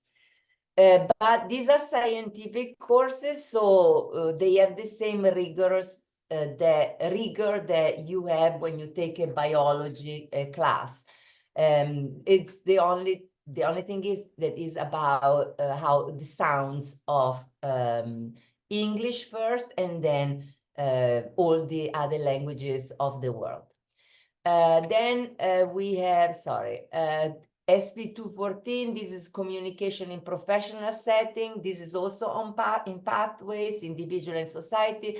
The difference between this course and business communication is that the business communication focus only on classic business communication. So how to use communication, especially in an office or career, like in an office, business office or administration office settings. Whereas SP 214 is more, look at communication in different professional settings. So what we did, we usually at the beginning of the year, we create, of the semester, sorry, we create groups of students, and we group students according to their discipline. And then we let the students, all the, for instance, all the health students, all the business students, all the liberal arts students, all the psychology students, if we have 2 or 3 for each disciplines, we put them together and we let them work in groups throughout all the semester, so that whatever assignment we do, each group will bring to the table their own professional perspective. And it's a very interesting course because students really learn how mainly to work in groups and to produce during class material that then will be evaluated. And considering artificial intelligence and ChatGPT and how students now easily can make up their assignments using artificial intelligence, this class, because most of the grading is given by oral presentation or group of work that is being done during the class, in classroom, in groups, this class is, it's not easy to plagiarize in this class because most of the work is done in class and in groups. Then we have 213, intercultural communication. Also, this class is in pathways in the world cultures and global issues. This class has been a very popular class. We always offer 2 sessions, but I think we could offer even more if we had the right, obviously the right enrollment, because it's a very popular class. And this class look at how we communicate, how to communicate with people that come from different cultures.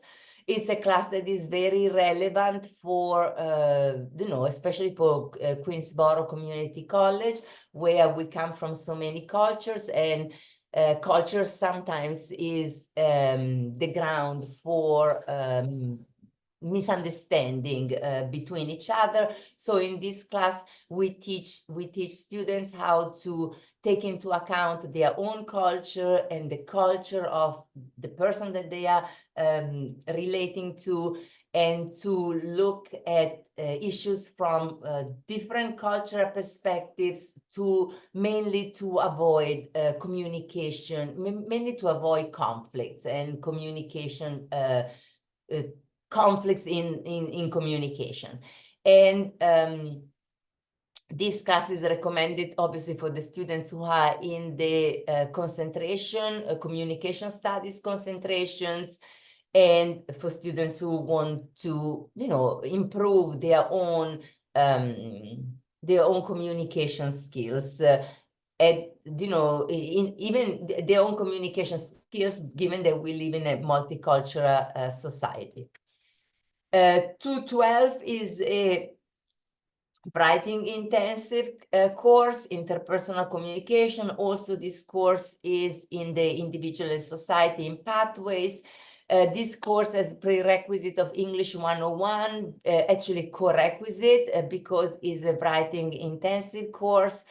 And interpersonal communication is a course that I would recommend to all the people who plans to do a professions where they have to talk one-to-one with customers, with patients, with clients, because interpersonal communication really looks at the dynamics of communication between two people in different contexts.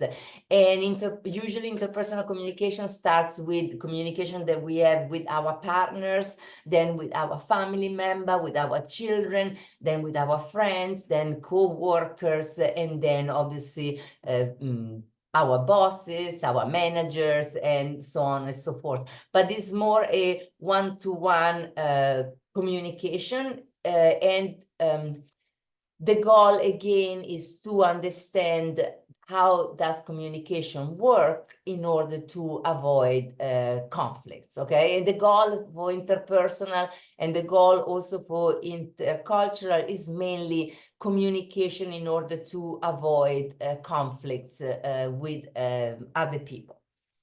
And then we have obviously SP211, public speaking. This is a class that is required in many degrees, so it's a very popular class. Then we have SP101, also in Pathway, Individual and Society, and this is a general overview of communication studies. Is recommended for the students who want to be in the communication concentrations. And it's a survey course. It has less public speaking activities. I think there is only one speech, but it's recommended, I think, for foreigner students who are afraid of SP211. They could take SP101 first and then SP211. And honestly, given that with the exception of the English as a second language program that we have in the college, many of the foreigners students don't have opportunities to speak in English with English people, a little bit because the demographic of our students, many of the immigrants, they come, they go to school, they work, they have their families, so they have not really a lot of time.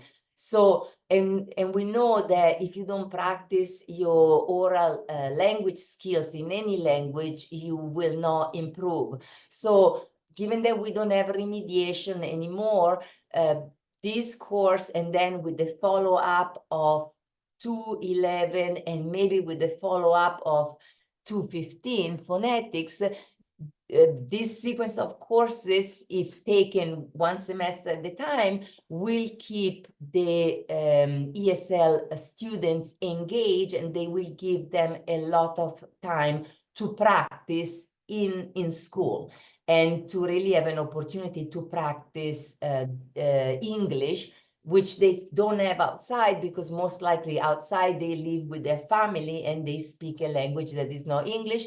And many of the students also don't have friends, English speaking friends. So by coming 3 times, by always being, this would be also an opportunity, the sequence of the 2 courses for them, to create their community, because in our courses, we do a lot of group work, and we like when students, interact among each other. And so that will be also an extra opportunity for ESL students to improve their language skills. And that's it. I made it on time. If you have any questions, but these are the information. The information, they are all taken from the catalog. I also have the PowerPoint that you sent me, Yes. so I will reference that to the staff as well. Is there any questions for Professor Ferrari? Hold on, I think there's something. I want to say bye-bye. This is my last year doing it. Oh. Now my colleague will be communication coordinator. I've been coordinator for for many years. And I just want to thank you, all of you, especially with the support that you gave us throughout all the years with all the courses that we added. When I started in 2011, we just had speech 211. Now we have added 6 courses, all in pathways. I came every semester to advertise it. And I really thank you for sending students and helping us to promote our concentration. Thank you so much. Bye-bye. Okay, for the sake of time, we're going to move on to health sciences.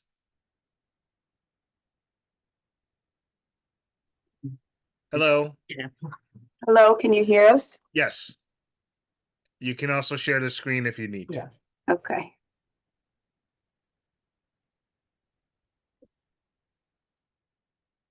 Can everybody see that?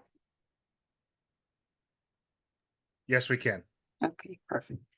All right, so I'm Naidu Carmona. This is Professor Areti Simones. Hi, everyone. We're gonna be discussing again some of the changes that have been made to the health sciences program.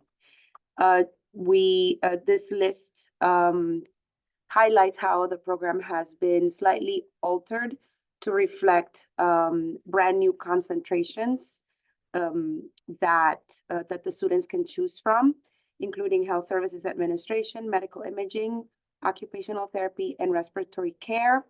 And if the students do not choose any of those very specific concentrations, then they can follow the general health sciences program.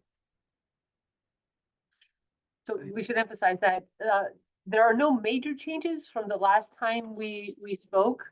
So we're just going to highlight a few things. A lot of the advisors have been to these meetings before, so we're not presenting anything dramatically different. We're just going to highlight some differences from last time, some updates. Yeah. So these we already discussed the last time we spoke to you. The idea that, for instance, the students need to take Anatomy and Physiology 1 now as a required core for 1C. They should take Medical Ethics, Philosophy 140 as the flexible core for 2D. They can take, or they should take, Psychology 101 for the Scientific World Core 2E, and then Anatomy and Physiology 2 for the flexible core 2E. And then in addition to that, and obviously, I'm not discussing the other ones because those were already part of the program. They will need to take Biology 150 as well as Statistics as part of the program core major requirements. Now, we're going to go concentration by concentration, but again, we're going to highlight only the major changes. For the general health sciences concentrations, after they fulfill those core requirements, they need to complete 20 credits from these different groupings. So before, you used to have the choice of saying, or I should say the catalog said, at least one course from this bucket, at least one course, right? But we have now changed it. So it's a little bit more straightforward, so that the student has to pick one course from each of these groupings. Obviously, that doesn't add up to 20. But, and hold on to the next slide. Before I move on to the next slide, I wanted to show you that a few courses have been added. So now they can also take Principles of Genetics, Pathophysiology, General Epidemiology, can say that fast enough. So they can choose again one from each of these groupings, and to add up to the 20, obviously that doesn't add up to the 20, then we are relisting all of the courses they can just pick and choose. Now, we also added CPR as an elective in all of the concentrations. The other thing, I think it used to be that in the previous categories, it was based on the number of credits, and we just made it one course. Right. So the credits are just in this slide, just to fill up the 20. But from the other ones, they can just pick a course. Some courses are 3 credits, some are 4. So we decided to not have these categories based on credits, but instead by course. It would be more straightforward that way. Yeah, so the Services Administration concentration has the biology side, but it has more on the management and maybe accounting and business, yes. The medical imaging, the biggest difference with the other concentration is probably the trigonometry has been added, and it's more physics oriented than the other concentrations. The occupational therapy, so these are, we have grouped the courses in occupational therapy into two categories, so they have to take courses from the two. And all of these, the way that we made all these lists is based on what senior colleges are requiring and the specific programs are requiring. So the courses that are highlighted with the arrows are courses that were added. I don't think trigonometry was even on this list, and now it is listed as an option. So this is all new, not only to us and the advisors, but also to students. We have planned and we are planning informational sessions. We want to get the word out that there are other health career options available to students, because a lot of our students, I mean, this all started from the fact that a lot of our students come in aiming for nursing, and those plans sometimes don't work out for various reasons. So we want to make sure that that students are aware that there are other options out there, and that's why we created those concentrations. We did host the first informational session in the fall semester, and it was very well attended. I think we had over 100 and something students come, and we essentially explained to the students the different requirements that they would have to complete for the different majors and concentrations, along with explaining from there what they could do, what are some transfer options and end goals, career end goals that they can follow. We have created a new health sciences student club, and so that is also letting us or helping us prepare some of these informational events. We had one for the students that were interested in nursing and applying to nursing. We had that one last week, and we have one next week for the students that are interested in the respiratory care program. So we're planning to host these informational sessions on a regular basis every semester, so that the students can find out what options they have, make decisions that way, and then know what requirements are expected of them, where they can transfer, or what they need to do. So there are some degree maps that we have been developing with the help of Michael Pullen. Unfortunately, those maps are not updated on the website yet, but we have the latest versions, and we're happy to share them with the advisors just to make sure that we're on the same page. And hopefully sometime soon, those files will be updated on the QCC website, and there's a link to the biology website as well. So these degree maps are meant to guide students to plan their courses here, depending on what they want to do, which field they want to get into, and perhaps which school they want to get into. So in the if you see those documents, I don't know if we have a picture of it. We also have listed some of the schools that we have articulations with, indicating the requirements for the specific program. So in each degree map and the introduction, we have links to information from or to specific universities that either or colleges that we either have articulations already formed with, or we're in the process of developing those articulations. So the students can access those links directly. But also, as Professor Simones was saying, within each degree map, we also have the tables that essentially highlight what courses are expected or what courses the students should focus on, depending on which senior college they plan to transfer, if at all. So again, these are not available to the website on the website yet. We essentially just finished as of last semester. So hopefully they will be uploaded soon, but we can definitely share these with you to use in the meantime until the catalog and the website get uploaded. So as Dr. Carmona mentioned, some articulations are already set and some of them are in the works. And we have direct links to these programs as well. So this list is in the works and it's constantly getting changed. And for occupational therapy, we have a specific company that has shown interest and has taken some of our students for internships. I think it's safe to say that there is at least one already formed articulation for each of the concentrations.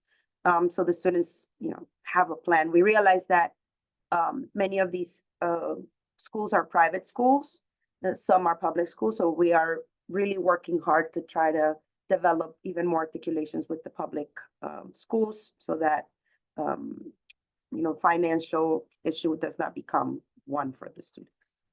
And this list does not limit the students. It doesn't mean that they can't go in other places, but these are things that there's some. Essentially, if the students follow all of the requirements as listed in the catalog, then they would just do 2 years here, and then they will be able to transfer all those credits into these senior schools, and they should be able to complete their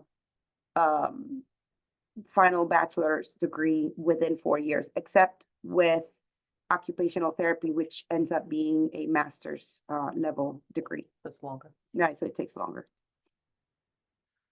So as was mentioned in the beginning, the idea was that to give students options and choices if their nursing plans don't work out. The other thing to note is that some of our students do not score as high as they need to get into these nursing programs. So we'd like to emphasize that there are programs out there that will accept students with even a C in anatomy and physiology, and therefore, their career is not over if they don't do well in A&P. There are other options out there. What we don't want is the students to come into a health science major, do poorly, and we're using anatomy and physiology because that's usually the course within the first year that we lose a lot of students, and we don't want them to, not do well and then be discouraged and then we lose them. We don't know where they go. We want them to know that there are alternatives, that there are other things to do. So it's important for the student to keep in mind the kind of, and be realistic about the kinds of requirements for each of the different concentrations. And hopefully with the different concentrations we have created, we can find, students of different abilities or different interests to be able to find something that fits them best. And obviously medical assistant, AAS is another alternative for these pre-nursing students. These are the degree maps. The link doesn't have the most updated version of the degree map, so we can share those with you directly after this talk. So obviously, Dr. Carmona, Dr. Simones were here. Professor Ellerton, she is on phased retirement, I guess. So she'll be back next semester, but she's not here this semester.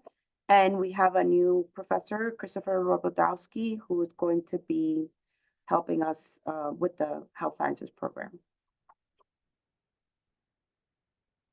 Are there any questions? In the chat, I don't know if it's for us.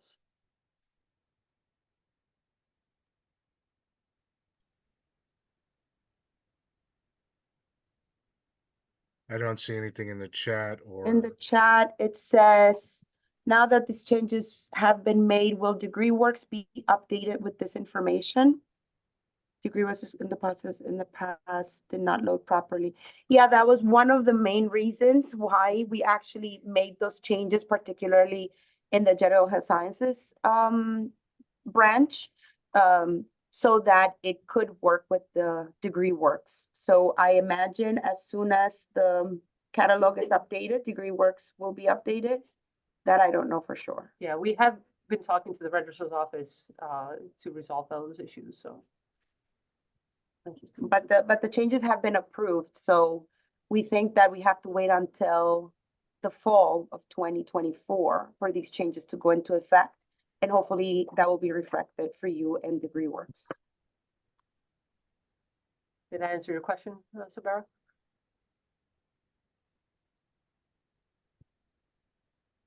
The other question is from Deborah. Thank you. Should students who are planning to pursue medical lab technology or physical therapy be under general health sciences?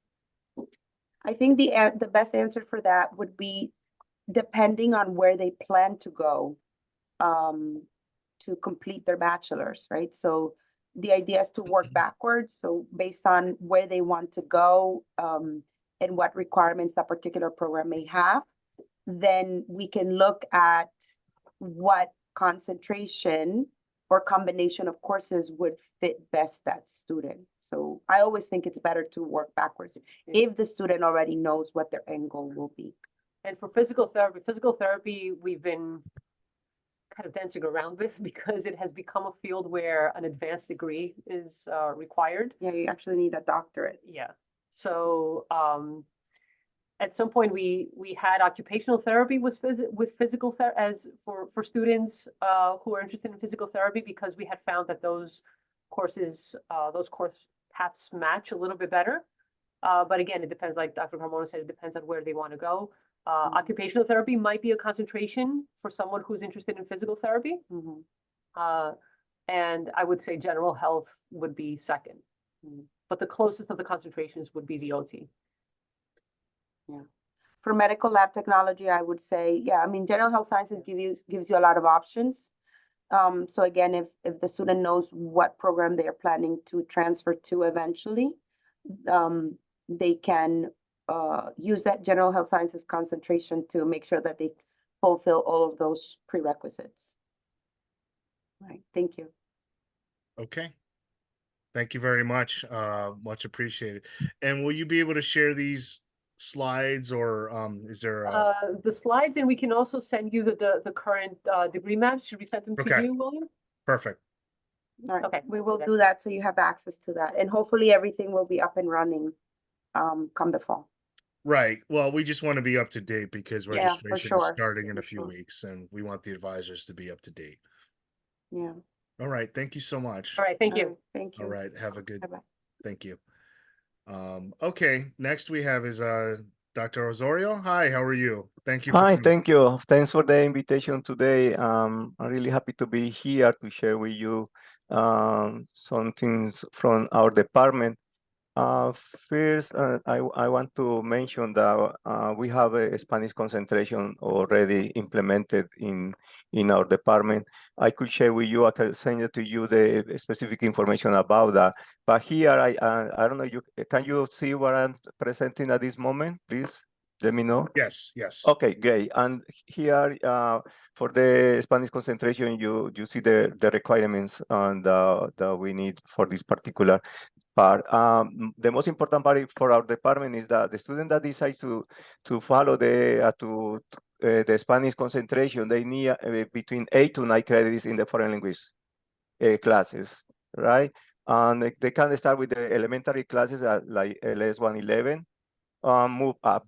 Okay, and it depends where are they placed. Remember that we have the placement form in our department, and then based on the placement, we place the student, and then they have to complete at least 8 to 9 credits, plus the other requirements that you can see there, one of English courses and other like history too.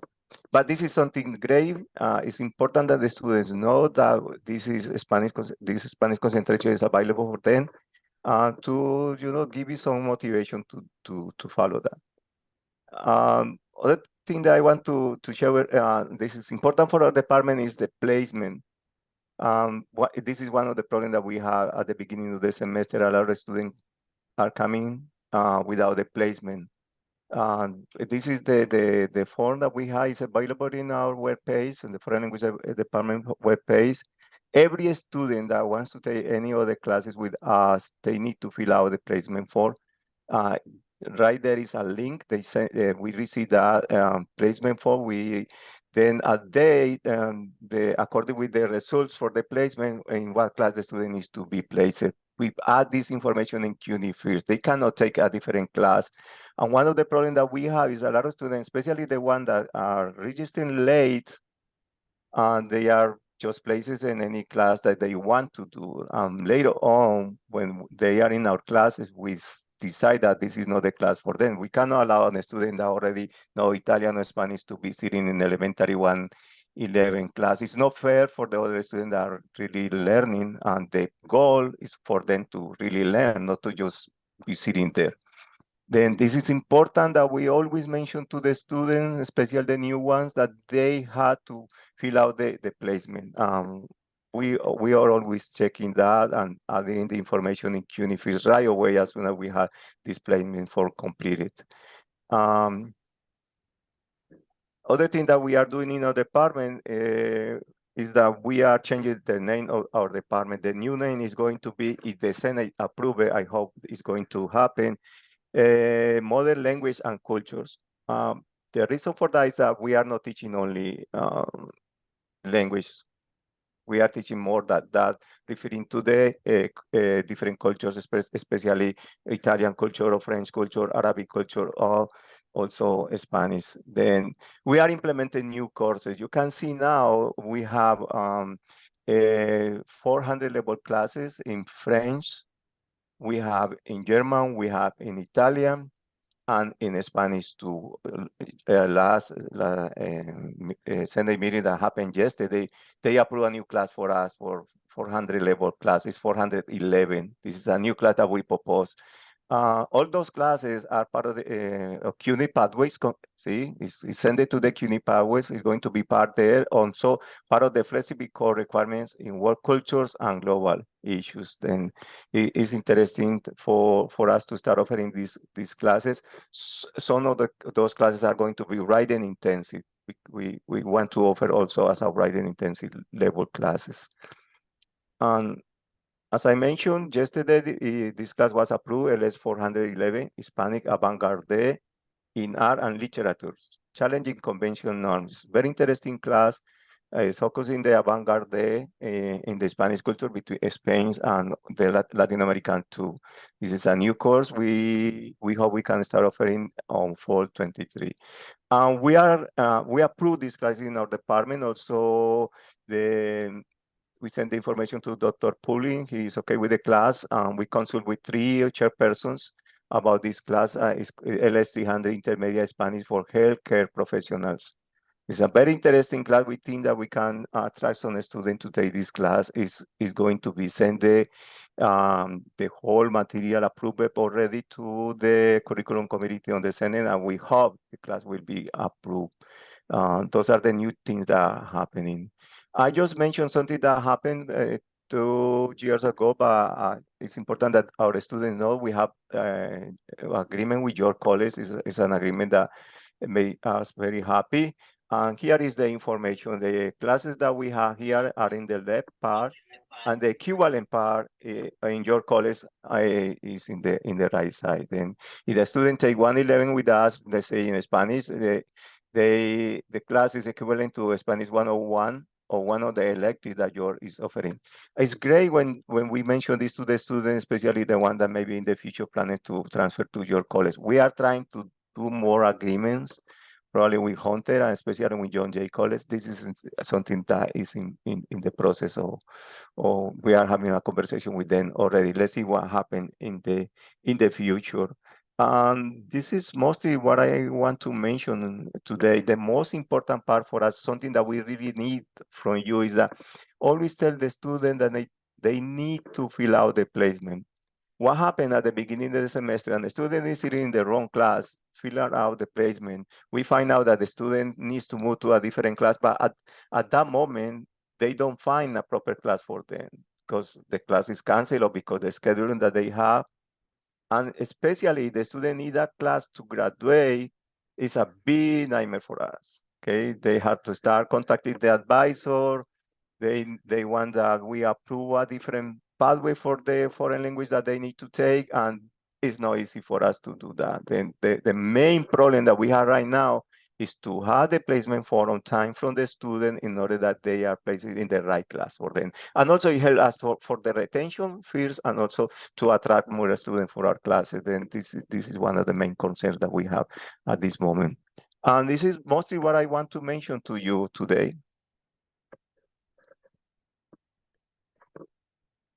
I don't know if you have any questions.